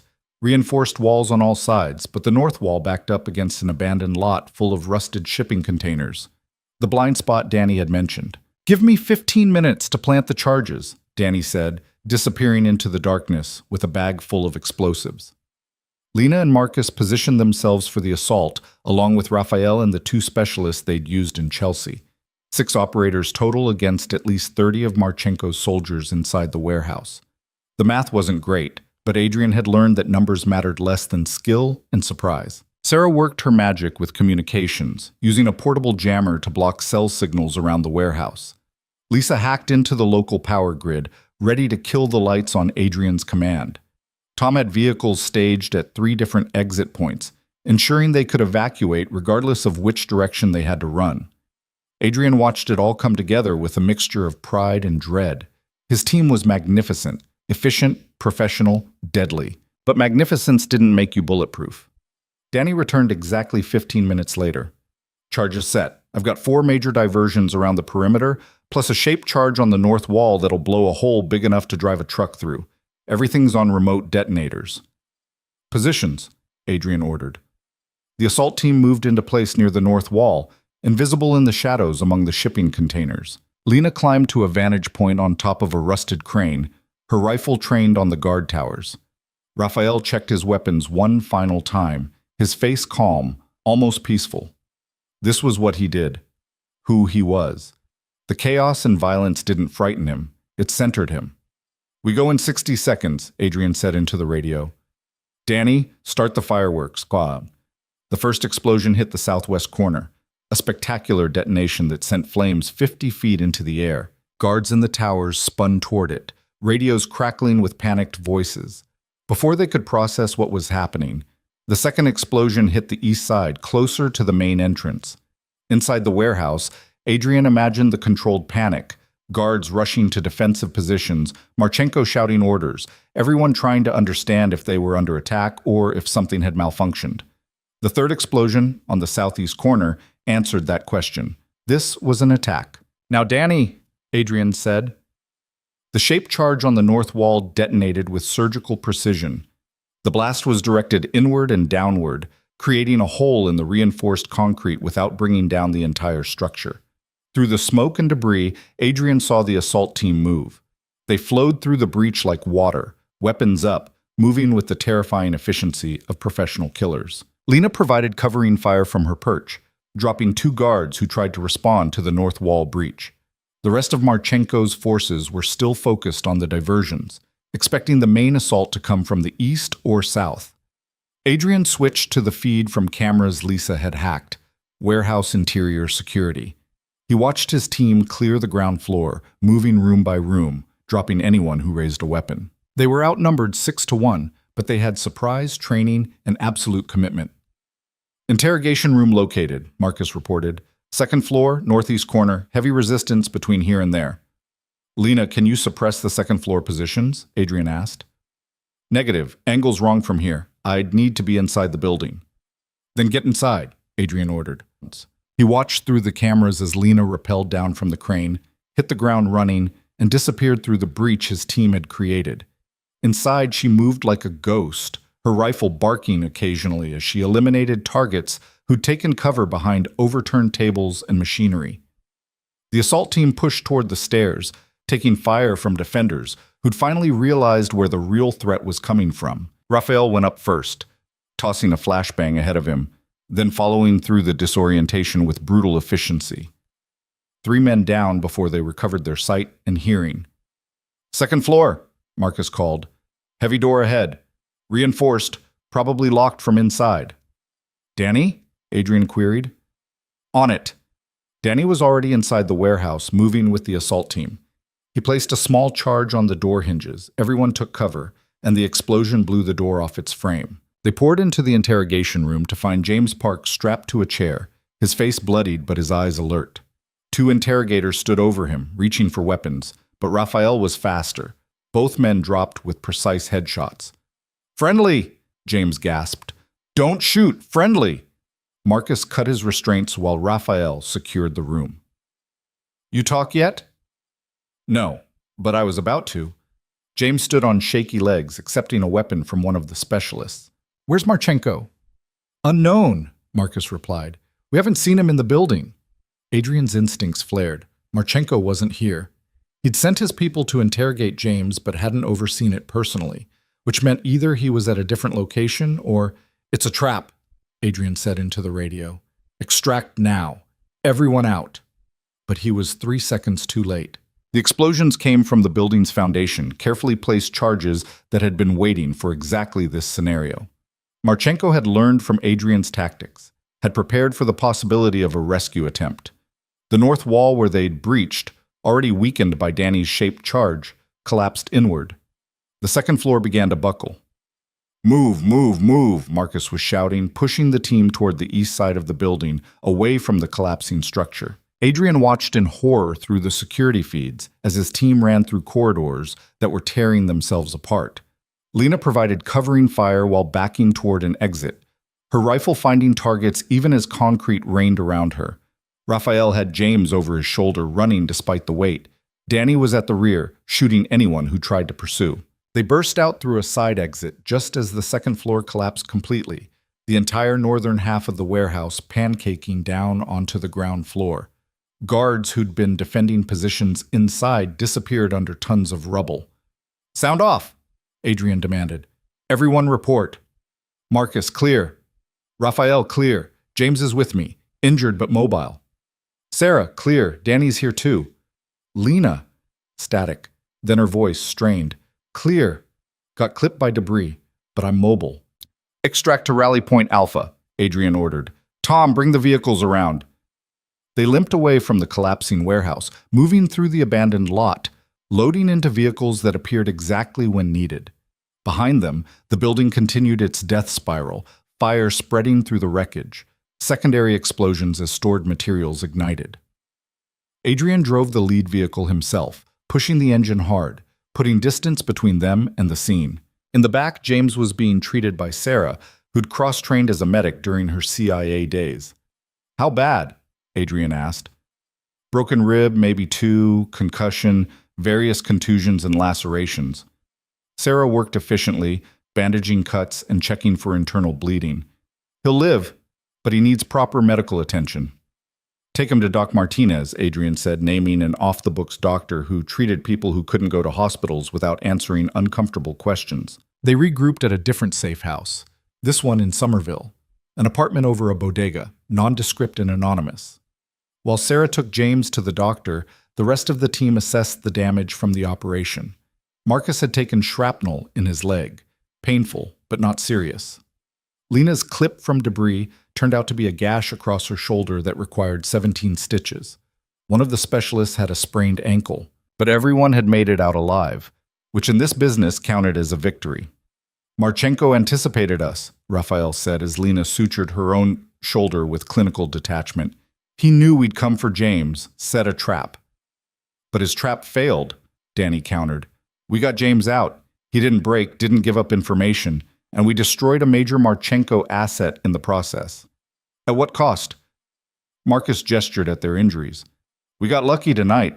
Another minute inside that building and we'd all be buried under rubble." "But we weren't," Lena said, tying off the last stitch. "We're alive, James is alive, and Marchenko just lost his primary interrogation facility along with a significant portion of his security force." Adrian listened to them debate while monitoring news feeds. The warehouse collapse was already breaking on local news. Massive explosion and fire, multiple casualties, possible gang violence. The authorities would find bodies in the rubble, enough evidence of illegal activity to keep the investigation focused on criminal enterprise rather than terrorism. His phone buzzed. An unknown number. Adrian answered on speaker so the team could hear. "Very impressive, Mr. Vale." Marchenko's voice was calm, cultured, holding just a trace of Eastern European accent. "You were supposed to be dead. Instead, you've become quite the problem." "Victor," Adrian said coolly, "I'd say it's good to hear from you, but we both know that would be a lie." "Indeed. I'm calling to propose a meeting. You and I, face to face. No tricks, no ambushes. Just two businessmen discussing how to end this unpleasantness.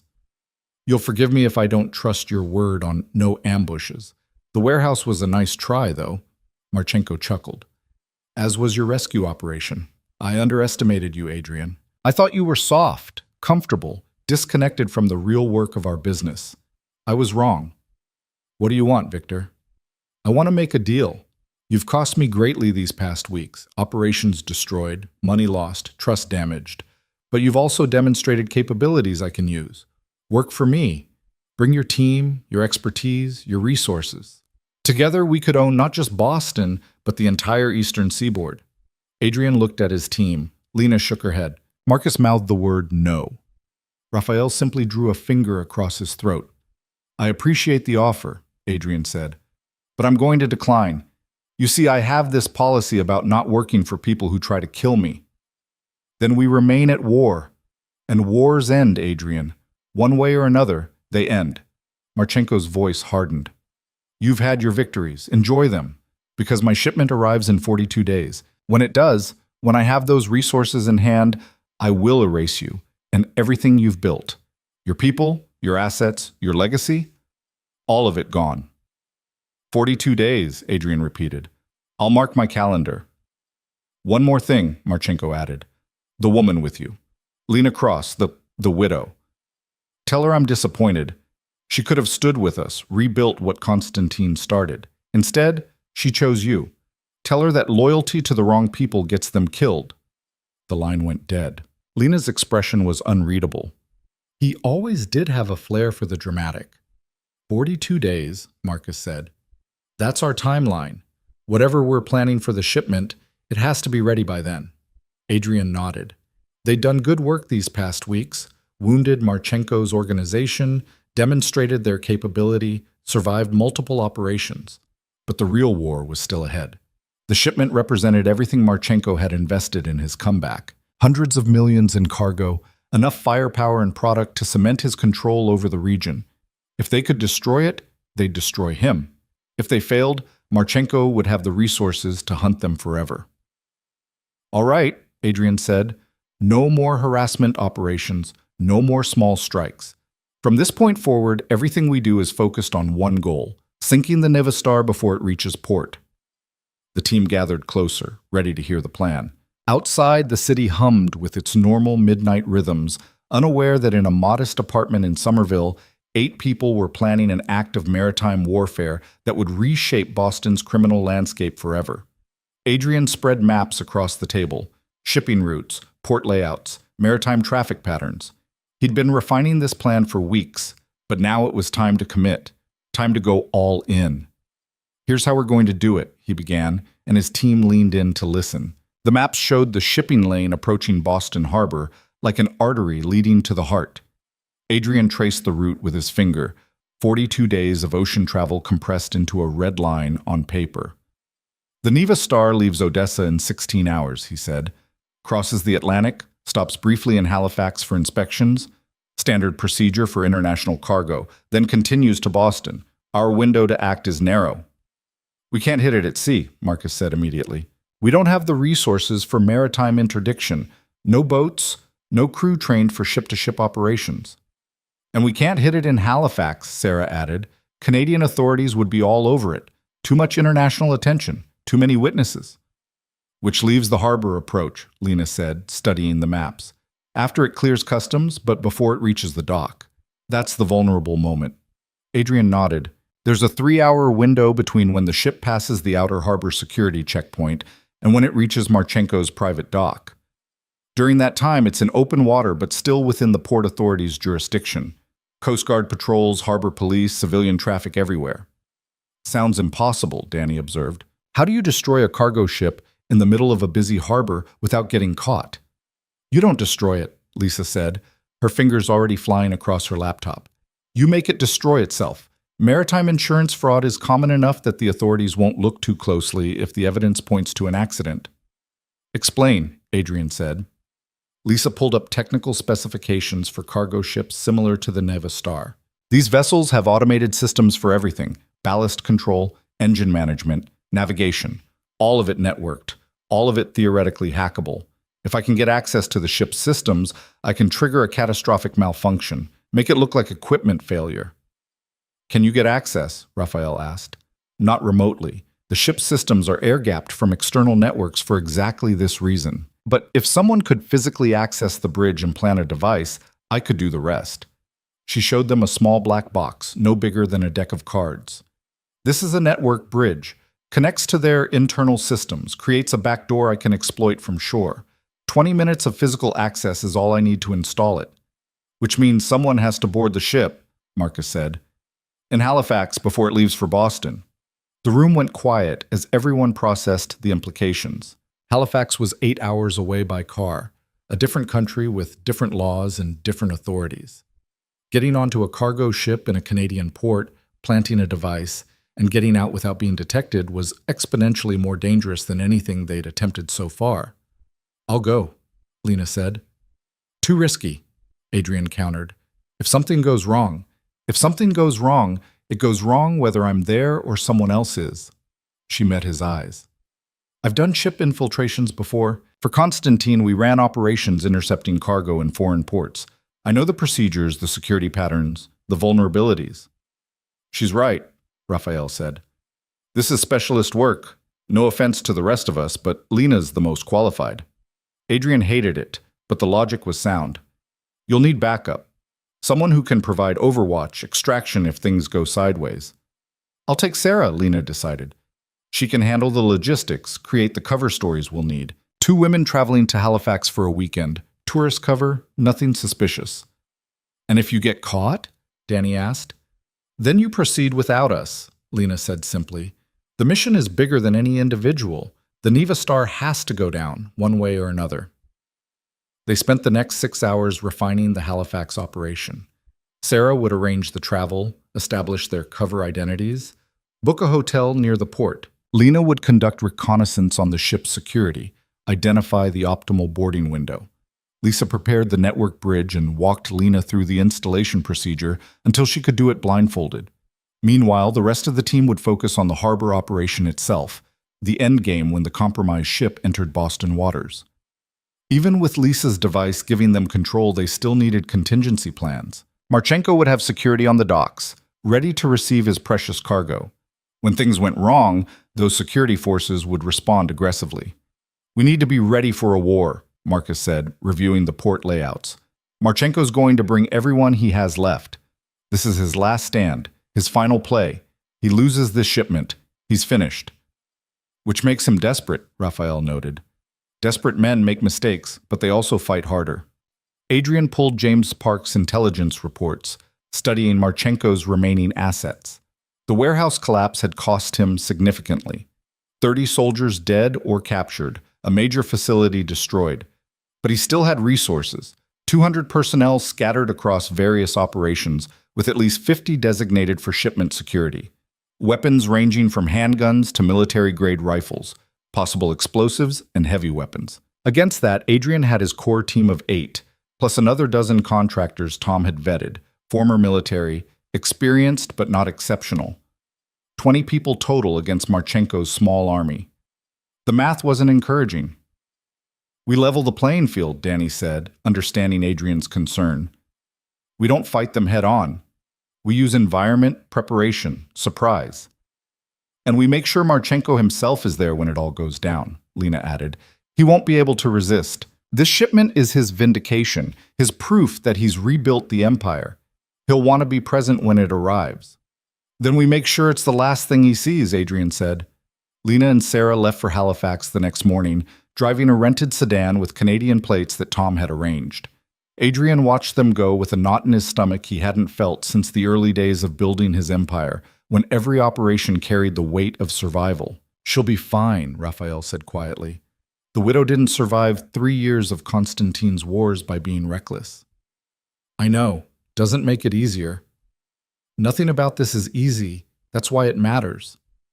With Lena and Sarah in Halifax, the remaining team focused on fortifying their position in Boston. Danny scouted the harbor, identifying strategic points where they could position assets, observation posts, supply caches, fallback positions. Marcus coordinated with the contractors, running them through tactical drills in an abandoned warehouse Tom had secured. Raphael worked on contingency plans for every scenario they could imagine. Lisa monitored communications, intercepting conversations between Marchenko's remaining lieutenants. The paranoia Adrian had seeded was still festering. Trust within the organization remained fractured, with cell leaders questioning orders and hoarding resources against potential betrayal. Marchenko was holding it together through force of will and the promise of the upcoming shipment, but the cracks were visible. Adrian spent his time thinking 3 moves ahead, planning for complications and preparing backup plans for the backup plans. This operation was different from everything they'd done before. Previously, they'd been hitting Marchenko's assets while staying hidden, striking from shadows and disappearing. But when the Neva Star went down, there would be no hiding. Marchenko would know who was responsible. The war would become open, direct, and brutal. 2 days after Lena and Sarah left, Adrian received a coded text. Tourist attractions exceeded expectations. Returning with souvenirs. The device was planted. Lisa's back door was in place. The Neva Star would leave Halifax in 12 hours, sailing toward Boston Harbor with a digital time bomb hidden in its systems. Lena and Sarah returned 36 hours later, looking exhausted but satisfied. Over coffee in the Somerville safe house, Lena described the operation. Security was tighter than I expected, she said. Marchenko's people were on the dock, checking manifests, watching the ship, but they were focused on the cargo, not on who was boarding. Sarah created a distraction, pretended to be a maritime safety inspector with concerns about fire suppression systems. While they were dealing with her, I went up the crew gangway dressed as a delivery person. The bridge was locked, but the lock was standard commercial grade. Took me 90 seconds to bypass it. The device went into an access panel behind the navigation console, exactly where Lisa said. Connected to their network, activated the transmitter, and I was out in 14 minutes total. Any complications? Adrian asked. One of the crew saw me leaving the bridge. I told him I was lost, looking for the galley to deliver food. He believed it, or at least didn't care enough to report it. She sipped her coffee. The ship left Halifax 6 hours ago. Lisa, can you confirm the device is functional? Lisa had her laptop open, already probing the network bridge remotely. Signal is strong. I have access to their core systems, navigation, engine control, ballast, emergency systems. Once they're in Boston Harbor, I can make that ship do whatever I want. What's your plan? Marcus asked. How do you make it look like an accident? Engine fire, Lisa explained. I trigger an oil leak in the engine room, wait for it to spread, then create a spark through the electrical system. The fire suppression systems will fail to activate. I'll make sure of that. Within minutes, you've got an uncontrolled fire in the engine compartment. Standard protocol is to flood the compartment and abandon ship if necessary. But the fire won't be in the engine compartment, Danny said, seeing where this was going. It'll spread to the cargo hold. Exactly. And whatever Marchenko has in those containers, weapons, drugs, whatever, it's going to burn. Even if the fire doesn't sink the ship, the cargo will be destroyed.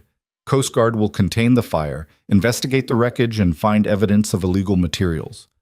Marchenko loses his shipment and gains federal attention he definitely doesn't want.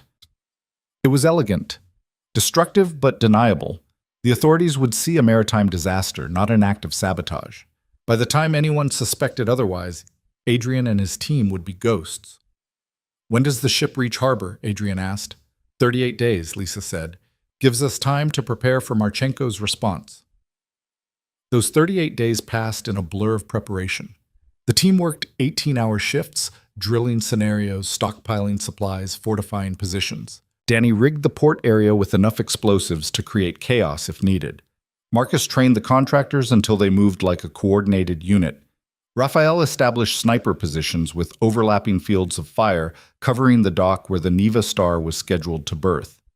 Sarah cultivated sources inside the Port Authority, learning schedules and security patterns. Tom arranged for boats, fast, unmarked, capable of evacuating the team if the harbor became too hot. Lisa built a mobile command center in a van, giving them real-time access to port security cameras and maritime traffic control. Adrian coordinated it all while simultaneously preparing for the aftermath. He'd spent 20 years building an empire, and in 6 weeks he'd be destroying it to win this war. His legitimate businesses, his carefully constructed network of influence, his reputation, all of it would be compromised when Marchenko's shipment burned. The authorities would investigate everyone with connections to the port, and Adrian's name would be on that list. But empires could be rebuilt. You couldn't rebuild from a grave. James Park, recovered from his injuries, worked on the financial arrangements. Adrian was liquidating everything, properties sold through shell companies, accounts drained and moved to offshore holdings, assets converted to untraceable forms. By the time the Neva Star arrived, Adrian would have nothing in Boston except the team and the mission. "You're burning it all," James said during one of their planning sessions. "Everything you built. Everything I built was built on sand, Adrian replied. I just didn't see it until someone tried to knock it down. Better to burn it myself than let Marchenko take it. And after, when this is over? Adrian had thought about this question every day for the past month. After, I disappear. New name, new life, somewhere far from all of this. Maybe I buy a boat, spend my days fishing. Maybe I open a bookstore in some quiet town. Point is, I'm done with the empire business. A lot of people in our world don't get to retire, James observed. Then I'll be lucky. Adrian met his eyes. Or dead. Either way, the outcome is the same. This life ends when that ship burns. The night before the Neva Star was scheduled to arrive, the team gathered at the Somerville safe house for a final briefing. Adrian had ordered pizza and beer, a small gesture of normalcy before the chaos. Tomorrow, everything changes, he said, looking at the faces around the table. We fought a good war these past weeks, hit Marchenko hard, survived his counterattacks, damaged his organization beyond repair. But tomorrow is the endgame. We win or we die. There's no middle ground. The Neva Star enters the outer harbor at 0600, Lisa said, pulling up tracking data. It'll proceed through the main shipping channel toward Marchenko's dock, arriving approximately 0900. Coast Guard will escort it part of the way, then hand off to Harbor Patrol. Our window to act is 0730 to 0830. At 0745, I trigger the engine fire, Lisa continued. The ship will lose power and start to drift. Emergency protocols will activate. The crew will attempt to contain the fire and fail. By 800, the ship should be burning visibly, and the Coast Guard will move to evacuate the crew and contain the situation. That's when Marchenko's people respond, Marcus said. They'll know something's wrong, and they'll scramble to either board the ship or intercept the containers before they're compromised. We need to be in position to stop them. Positions Alpha through Delta cover the dock approaches. Raphael pointed to the map. Sniper teams here, here, and here. Anyone trying to reach the ship goes through us. What about Marchenko himself? Lena asked. We know he'll be there, but where? Sarah had spent weeks tracking Marchenko's movements, building a profile of his habits and patterns. He's cautious. Won't expose himself unnecessarily. My best guess is he'll watch from the harbor master's office building. Elevated position, good visibility, easy escape routes. He'll have bodyguards, maybe a dozen of his best people. Then that's where I'll be, Raphael said simply. When the chaos starts, I'll move on the building. Marchenko doesn't leave alive. Adrian considered this. Killing Marchenko had always been the implicit goal, but hearing it stated so plainly made it real.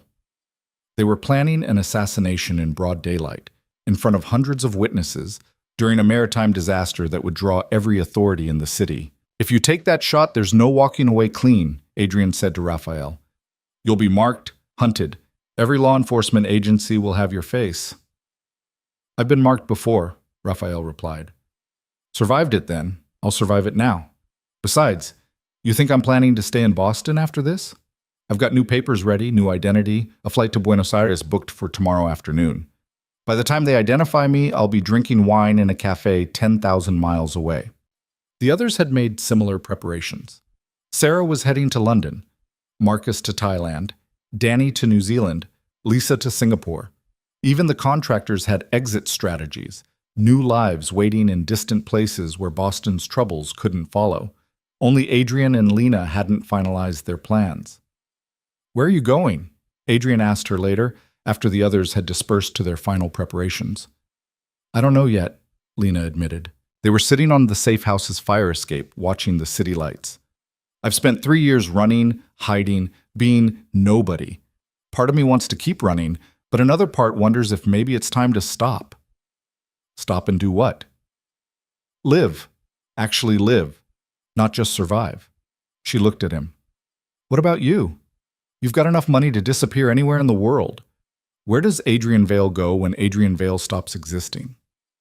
Honestly, I've been thinking about the ocean, somewhere warm, with clear water and fewer people. A place where the biggest decision of the day is what to eat for dinner. He smiled ruefully. Sounds boring compared to running a criminal empire. Boring sounds perfect, Lena said. I could do boring. Could do quiet mornings and peaceful evenings. Could do a life where nobody's trying to kill me. They sat in comfortable silence, and Adrian realized something had shifted between them over the past weeks. It had started as mutual survival, an alliance of necessity. But somewhere in the planning and fighting, in the quiet moments between operations, it had become something else, something neither of them had words for yet, but both recognized. After tomorrow, Adrian said carefully, if we survive, would you want to do boring together? Somewhere far from here? Lena was quiet for a long moment. Ask me again when the ship is burning and Marchenko is dead. If we're both still breathing, I'll give you an answer. Fair enough. The night passed slowly, sleep coming in fitful intervals. Adrian found himself checking equipment repeatedly, running through contingencies, imagining everything that could go wrong. At 0400, he gave up on sleep entirely and started coffee brewing. The team assembled at 0500, loading into vehicles in the pre-dawn darkness. They moved through empty streets toward the harbor, taking different routes to avoid patterns. Danny had already positioned their supplies the night before: weapons caches, medical kits, escape vehicles. Everything they needed was in place. Adrian and Lisa set up the command center in the van parked on a commercial pier with a clear view of the shipping channel. Through binoculars, Adrian could see the first hints of dawn touching the ocean's horizon. Somewhere beyond that horizon, the Neva Star was approaching, its crew unaware they were sailing into a trap. Ship is 12 miles out, Lisa reported, tracking maritime transponders. Coast Guard cutter moving to intercept for escort protocol. Everything proceeding normally. The radio crackled as the team checked in from their positions. Marcus and his contractors holding Alpha position near the dock. Raphael moving into the harbor master building under the cover of a maintenance contractor. Lena and Sarah positioned on a rooftop with sight lines covering the entire harbor approach. All teams in position, Adrian confirmed. Lisa, status on the device? Connected and responsive. I can trigger the cascade any time after they enter the harbor channel.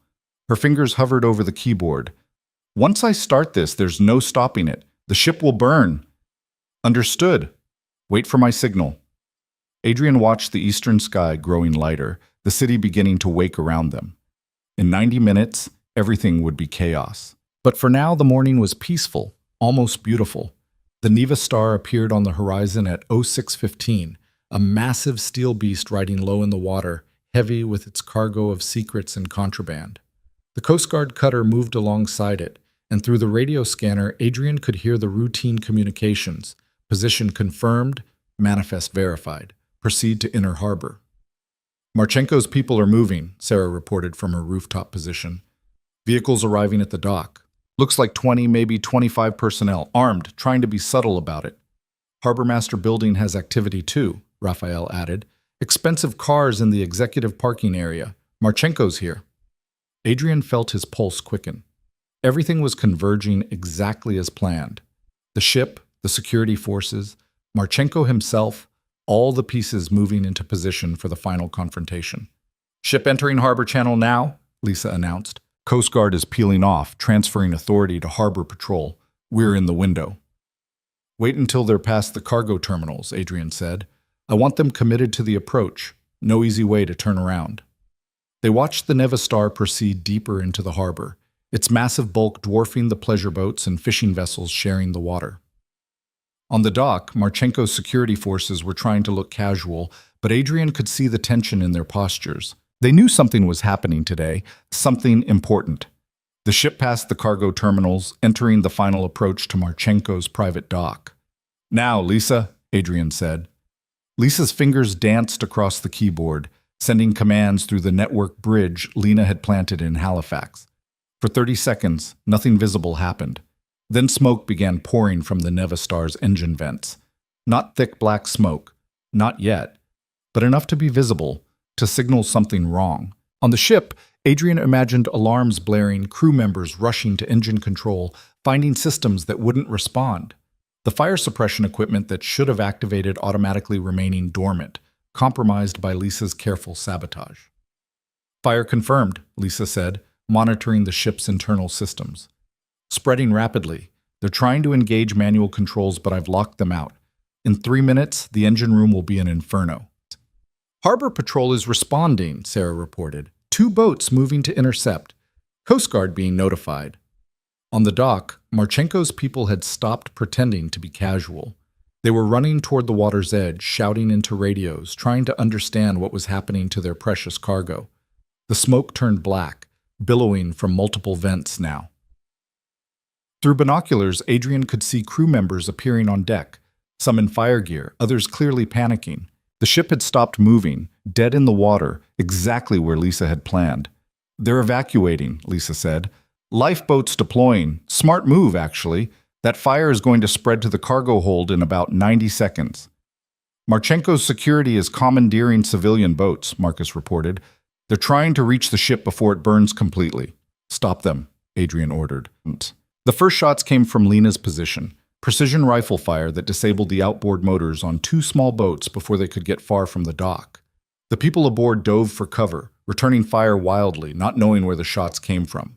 Marcus's team opened up from alpha position, catching Marchenko's forces in a crossfire. The dock erupted into chaos, soldiers scrambling for cover, civilians screaming and running, harbor patrol boats trying to maintain order while responding to both the burning ship and the sudden outbreak of violence. The Neva Star's cargo hold exploded with a concussive blast that shattered windows a quarter-mile away. Whatever Marchenko had been shipping, Adrian suspected weapons and ammunition based on the detonation, was now burning with such intensity that the fire was visible even in daylight.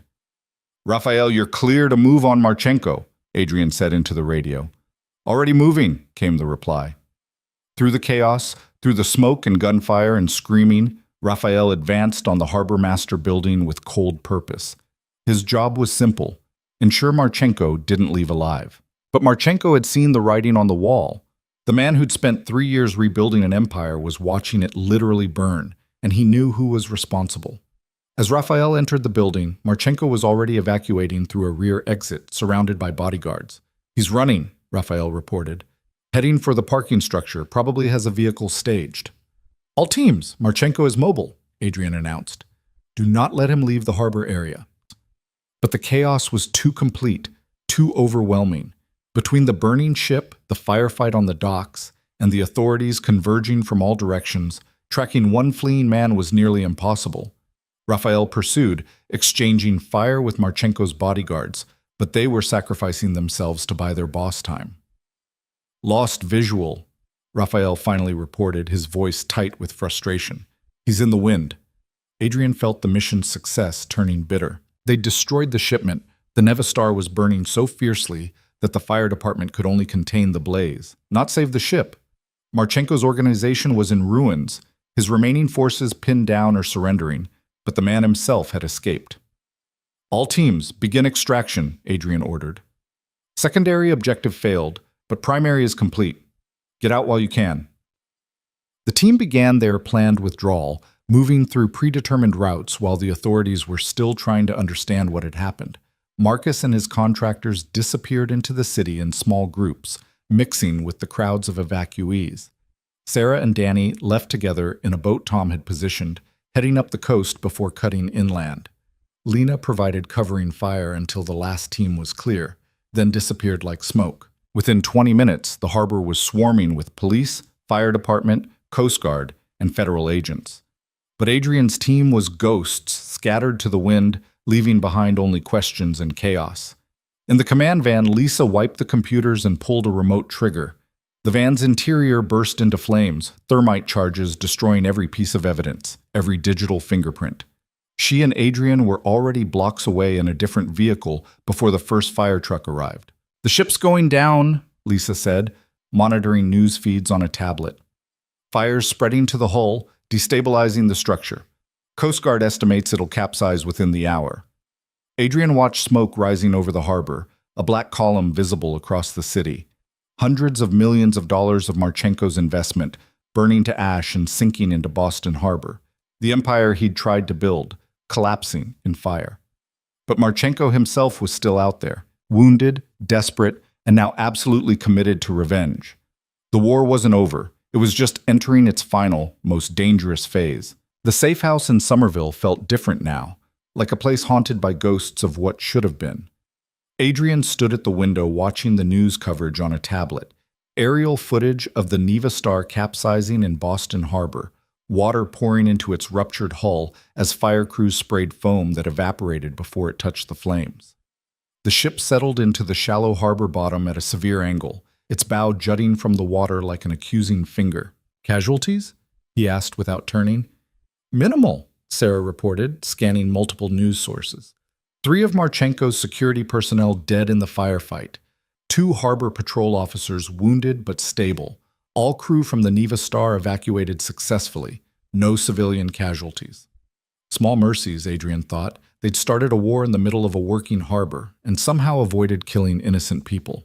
But the cost would come due in other ways. Federal response? FBI, ATF, Coast Guard, and Homeland Security all on scene.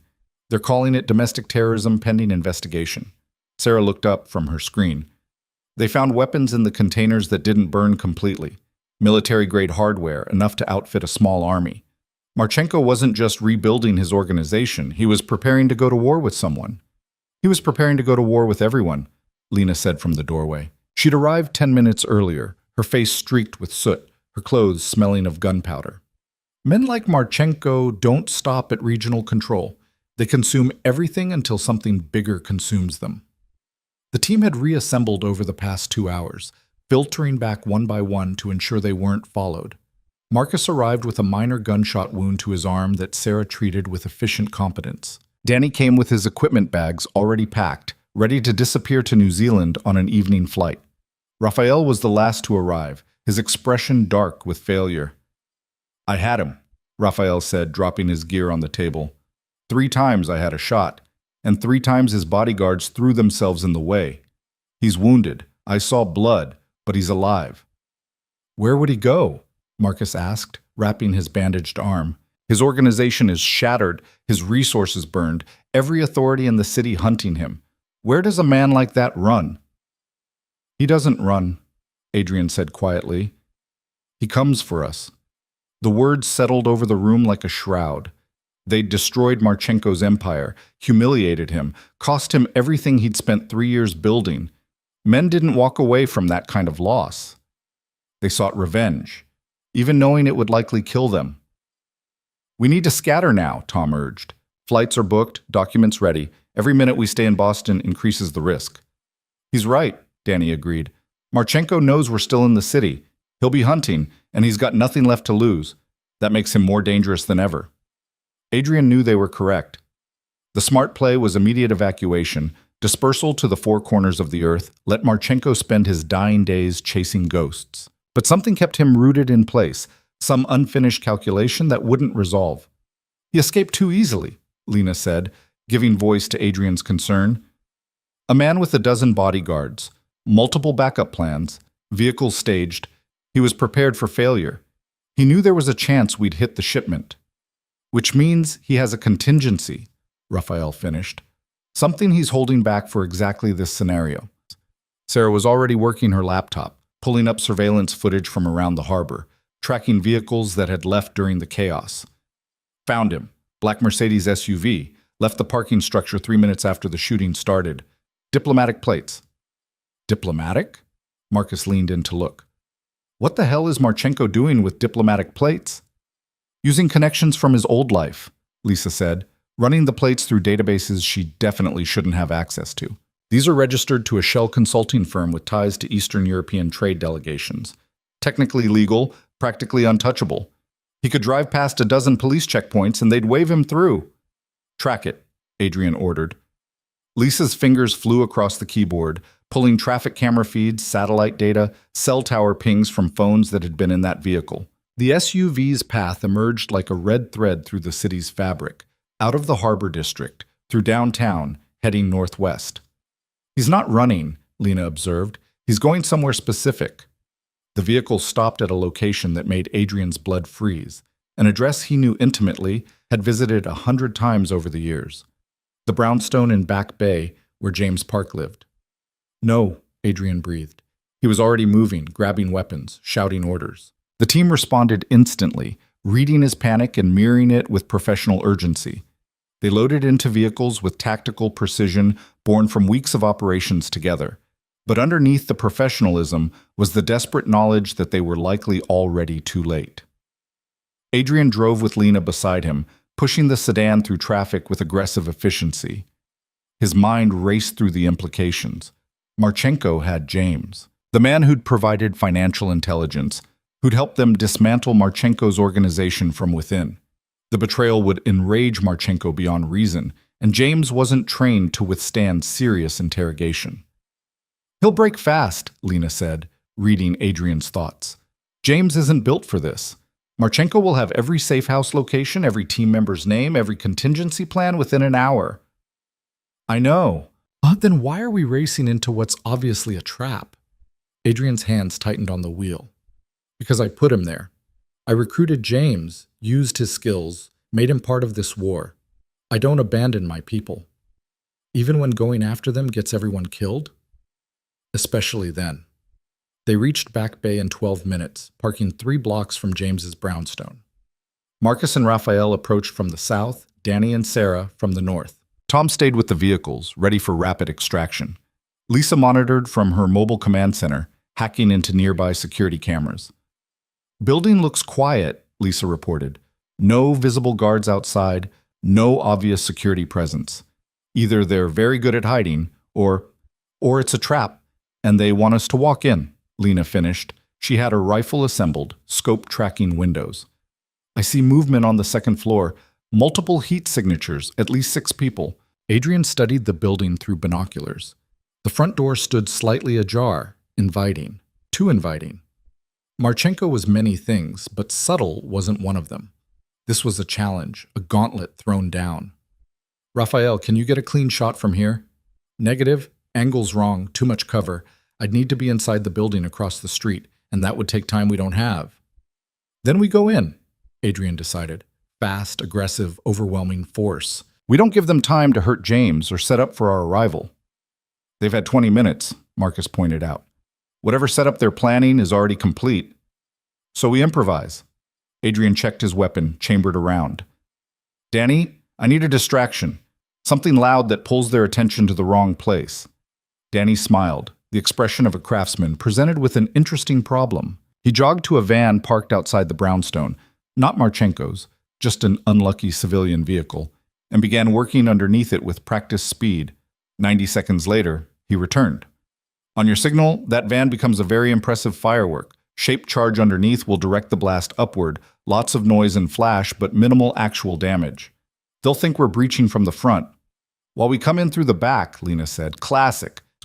They moved into position, Adrian and Lena taking the rear entrance while Marcus and Raphael covered the front. Sarah positioned herself across the street with a clear line of sight to the second-floor windows where James was being held. "On 3, Adrian said into his radio. 1, 2, 3. Danny triggered the charge remotely.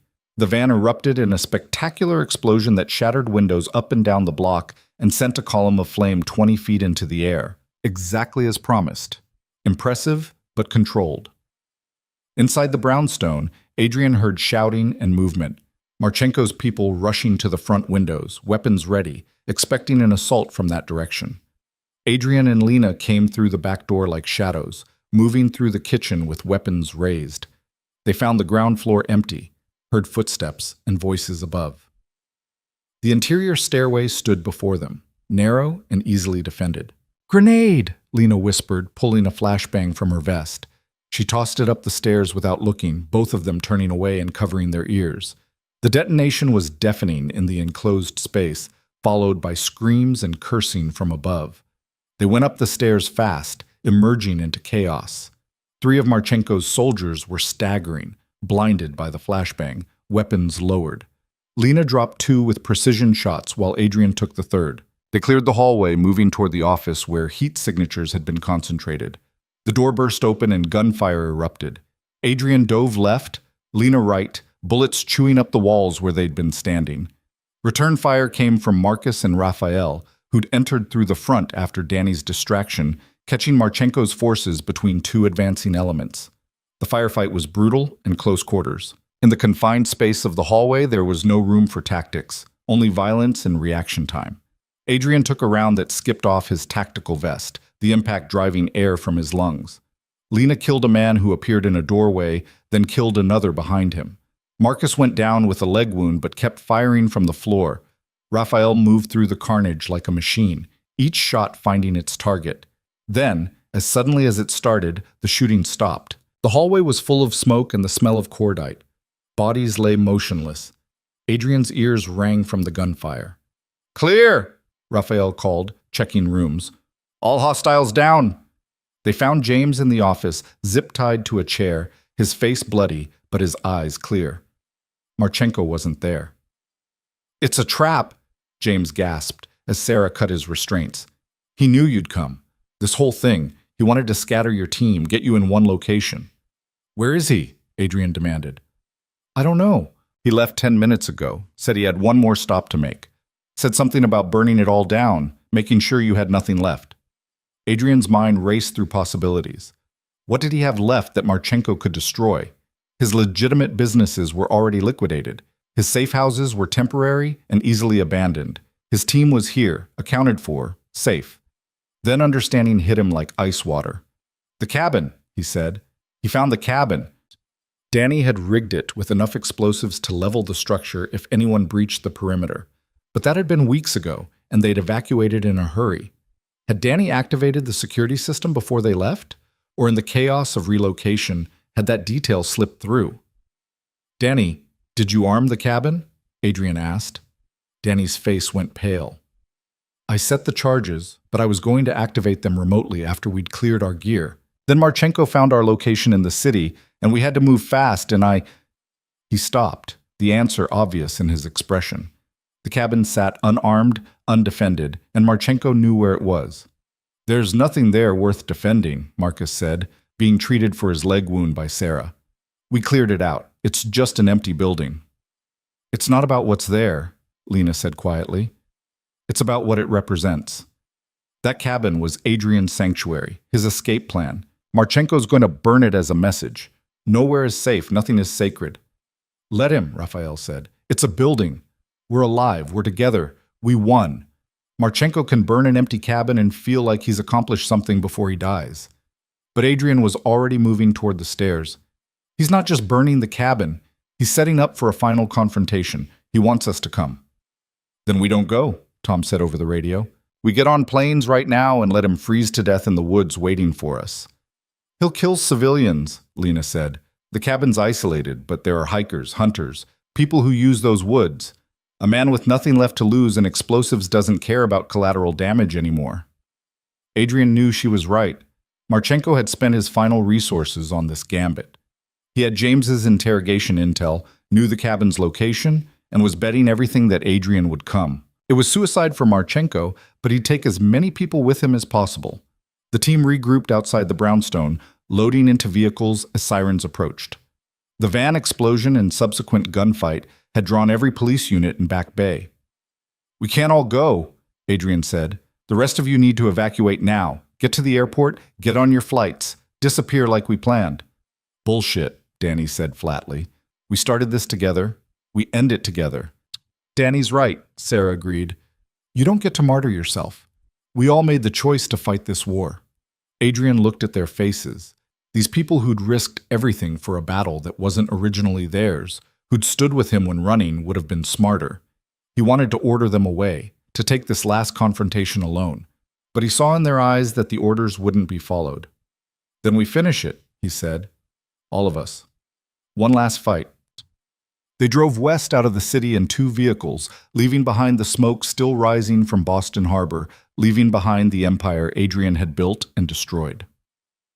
The drive took 2 hours through afternoon traffic, the sun beginning its descent toward evening. Lisa monitored police communications and news feeds. The harbor attack had consumed every law enforcement resource in the region. Federal agents were going door to door in Brighton Beach, rounding up anyone connected to Marchenko's known operations. They'd found enough evidence in the Neva Star's remains to justify terrorism charges. The manhunt for Marchenko was intense but focused on the city. No one was looking for him in the woods of western Massachusetts.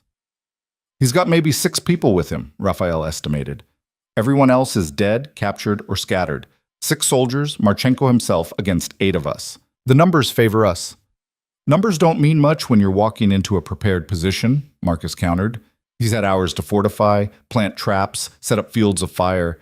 This is going to be ugly. They stopped 3 miles from the cabin, parking the vehicles off-road where they wouldn't be visible from the access road. Danny distributed weapons and equipment, everyone checking gear with solemn focus. This was different from every operation before. This time there was no subtlety, no deception, just two forces moving toward collision. Lena and I will approach from the north, Adrian said, sketching in the dirt. Marcus and Raphael from the south. Danny, you circle around to the east where you planted your charges. Sarah and Lisa stay here with Tom, provide communications and extraction if needed. What's the objective? Sarah asked. Capture Marchenko? Kill him? Survive? All three in that order of priority, Adrian said. But if it comes down to it, we make sure he doesn't walk away, whatever it costs. They moved into the forest as the sun touched the horizon, spreading out through the trees with practiced stealth. The woods were silent, except for wind through pine needles and the distant call of birds. Adrian felt the weight of ending pressing down on him. One way or another, this would be over in the next hour. The cabin came into view through the trees, looking exactly as they'd left it weeks ago. Weathered wood, stone chimney, solar panels hidden among branches. But something was wrong.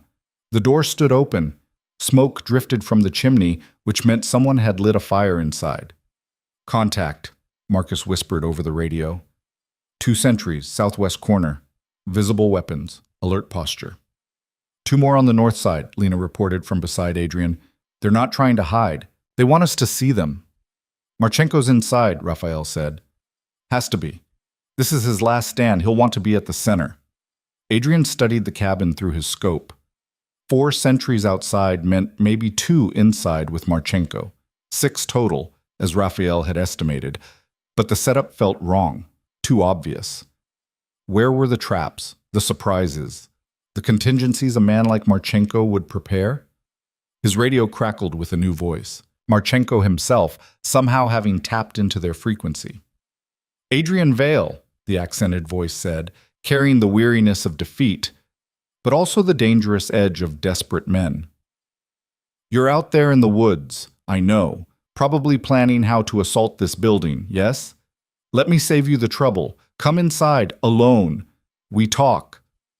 It's a trap, Lena said immediately. Of course it's a trap, Adrian replied. But he's also right that we can't take this position without casualties. Those sentries have overlapping fields of fire. We'd lose people in the approach. So we wait him out, Danny suggested. He can't stay there forever. He doesn't plan to stay forever, Adrian said, studying the cabin. Look at the chimney smoke. That's not a warming fire. He's burning something. Documents, probably. Evidence that could link him to everything. He's destroying his legacy while waiting for us. Then let him, Marcus said. We leave. He's trapped in an empty cabin in the middle of nowhere with winter coming. He freezes or starves eventually. But Marchenko's voice came through the radio again. I have insurance, Mr. Vale.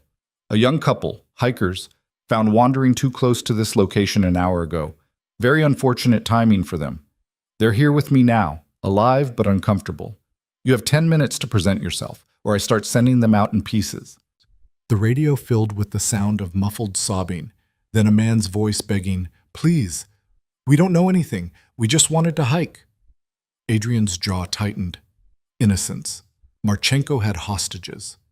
Could be a bluff, Raphael said. Could be a recording. Could be his own people faking it. Could be real, Sarah countered from the communications post. There's a parking area about 2 miles from your position. I'm looking at satellite imagery from this morning. There's a vehicle there that matches a hiking trail registration database. 2 people, couple in their 20s, logged a route that would take them near that area. Damn it, Adrian breathed.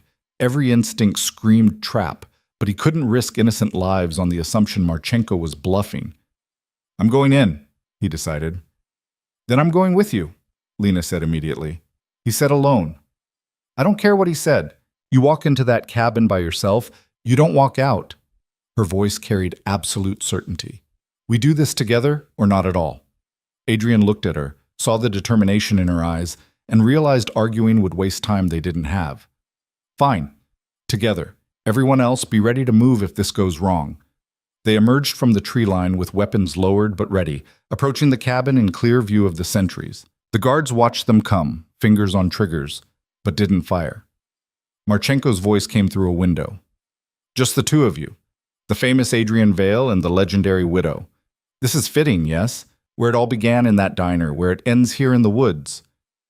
They climbed the steps to the porch, pushed through the open door into the cabin's interior. The space had been transformed. Furniture was overturned and piled as barricades. The fire in the hearth was indeed burning documents. Adrian glimpsed financial records curling in the flames. And in the center of it all stood Viktor Marchenko. He looked like a man who'd aged decades in weeks. His tailored suit was rumpled and stained with blood from a wound in his side that had been hastily bandaged. His face was pale, drawn, but his eyes burned with fevered intensity. In one hand he held a pistol. The other rested on a detonator. Behind him, zip-tied to chairs, were two terrified people in hiking gear, a man and woman in their 20s, exactly as the satellite imagery had suggested. Very much real, very much in danger. "The great Adrian Vale," Marchenko said. "Do you know what you cost me? Not just money, not just my organization. You cost me my legacy. 3 years of work, destroyed in weeks. The empire I was building, the respect I was earning, gone." "You tried to kill me," Adrian replied calmly. "Over a shipping company, I would have sold you if you'd just asked. This war was your choice, Victor." "My choice was survival." Marchenko's voice rose, the pistol wavering. "You think I wanted this? After Constantine fell, after the purge, I had nothing. I built everything from zero, alone, in hiding. And when I was finally strong enough to emerge, you were the obstacle. Boston's gentleman kingpin, untouchable, connected. You would have crushed me eventually.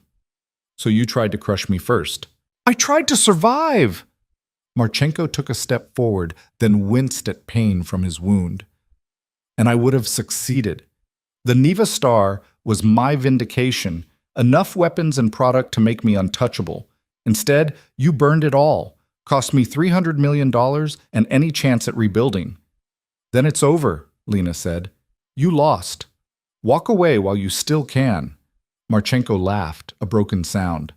"Walk away to what? I'm a dead man. Federal agencies have my name, my face, my entire history. Every authority in 6 states wants my head. Even if I escape, I'll spend the rest of my life running, hiding, looking over my shoulder." He raised the detonator. "No. If I'm ending, I take you with me. This cabin is rigged with enough explosives to vaporize everything within 50 yards. You, me, these unfortunate hikers, all of us become a crater." Adrian saw Lena's hand moving incrementally toward her concealed weapon, but Marchenko was watching her. "Don't," he said. "My thumb comes off this button. We all die. And my men outside have orders. If they hear shooting, they detonate remotely. You cannot win this." "Then what do you want?" Adrian asked, buying time, letting his team maneuver into position outside. "I want you to know you didn't win," Marchenko said. "Yes, you destroyed my shipment. Yes, you scattered my organization. But you lost everything too. Your empire, your reputation, your life in Boston, all gone. We destroyed each other, Adrian. That's the only fair ending." Through the window, Adrian saw a shadow move. Raphael, getting into position. But any shot risked Marchenko dropping the detonator. "Let the hikers go," Adrian said. "They're not part of this. Let them walk out, then we'll discuss terms." "Terms?" Marchenko smiled bitterly. "There are no terms. There's just the ending. But you're right about the hikers. They don't deserve this." He gestured with the pistol. "You two, stand up. Walk to the door slowly." The terrified couple stood on shaking legs, the woman crying openly. They shuffled toward the door, moving past Adrian and Lena. Adrian saw his chance, when Marchenko's attention was on the hostages, when his focus split for just a moment. But Marchenko saw it too. His finger tightened on the detonator. "Don't even think—" The window exploded inward and Raphael's shot took Marchenko high in the shoulder, spinning him around. The detonator flew from his hand, skittering across the floor. Adrian lunged for it while Lena put 2 rounds into Marchenko's chest, dropping him. "Clear!" she shouted. The hikers ran screaming from the cabin. Outside, gunfire erupted as Marcus and Danny engaged the sentries. Adrian had the detonator, his thumb on the button Marchenko had been holding. One mistake, and the cabin would erupt. "Can you disarm it?" Lena asked. "I don't know. Danny's the expert, but if I let go, then don't let go." She moved to Marchenko's body, checking for vitals. "He's still breathing, barely." Marchenko's eyes opened, blood bubbling from his lips. You saved them. The hikers. Why?" "Because we're not you," Adrian said simply. "Noble, Marchenko coughed. "Stupid, but noble." His eyes found Lena. "Widow, I really am disappointed. You could have been queen of this city." "I'd rather be free," Lena replied. The light faded from Marchenko's eyes. Whatever final words he'd planned died with him, leaving only silence and the distant sound of gunfire that was already ending. Danny's voice came through the radio. "All sentries down. Area secure. Boss, what's your status?" "We're alive," Adrian said, "but I'm holding a detonator and I don't know if letting go will set it off." "Don't move. I'm coming in." Danny entered the cabin, saw Adrian's position, and immediately began examining the detonator without touching it. "Okay, this is actually elegant work. Old Soviet design, dead man switch configuration. Your thumb comes off, circuit completes, everything goes boom." "Can you disarm it?" "Yes, but I need to access the receiver it's connected to. That's going to be in the explosives themselves, probably in the basement." Danny looked at Adrian. "You're going to need to keep holding that while I work. Could be 10 minutes, could be 30. Your thumb cramps up, we all die." "Then let's hope I don't cramp." The next 20 minutes were the longest of Adrian's life. Danny disappeared into the basement while Lena kept watch, and the rest of the team secured the perimeter. Adrian stood perfectly still, his thumb pressed against a button that controlled whether everyone in and around the cabin lived or died. He'd spent 20 years building an empire on calculated risks and careful planning. Now his life came down to the strength of his thumb and Danny's expertise with explosives. "Almost there," Danny called from below. "I'm bypassing the receiver circuit, installing a bridge that'll let you release the button safely. 30 more seconds." Adrian's hand was shaking now, fatigue and adrenaline combining to make the simple act of pressing a button almost impossible. Lena moved beside him, placed her hand over his, adding her strength to his. "Together," she said quietly. "Clear," Danny shouted. "Release on 3. 1, 2, 3. Adrian lifted his thumb. Nothing exploded. The cabin remained standing, solid and mundane, no longer a death trap. He sagged against Lena, who caught him and held him upright. "It's over," she said. "It's finally over." The team spent the next hour cleaning the scene. They couldn't hide the bodies or the evidence of combat, but they could remove anything that would identify them specifically. Sarah and Tom picked up the shell casings, wiped surfaces for fingerprints, collected any equipment that could be traced. The hikers had run back to their car and were presumably calling the police. That gave them maybe 30 minutes before authorities arrived. "We need to move," Marcus said, field dressing his leg wound for the second time that day. "State police will be here soon, and we don't have explanations they'd believe." They loaded into the vehicles and drove away from the cabin, leaving Marchenko's body and those of his sentries for the authorities to discover. Let them piece together the story however they wanted. By the time investigators figured out what had happened, everyone involved would be continents away. They stopped at a rest area 50 miles from the cabin, far enough to be safe, close enough to still feel the adrenaline fading into exhaustion. The team gathered around the vehicles in the twilight, looking at each other with the strange disconnection of people who'd survived something they'd expected to die from. "Rafael, your flight to Buenos Aires leaves in 6 hours, Tom said, checking his list. "Danny, New Zealand in 8 hours. Sarah, London at midnight. Everyone needs to be on the road in the next 30 minutes. One by one, the team said their goodbyes. No speeches, no dramatic pronouncements, just quiet acknowledgments between people who'd fought together and survived. Rafael clasped Adrian's hand, nodded once, and left. Danny gave Lena an awkward hug and mumbled something about staying safe. Sarah kissed Adrian's cheek and whispered thanks.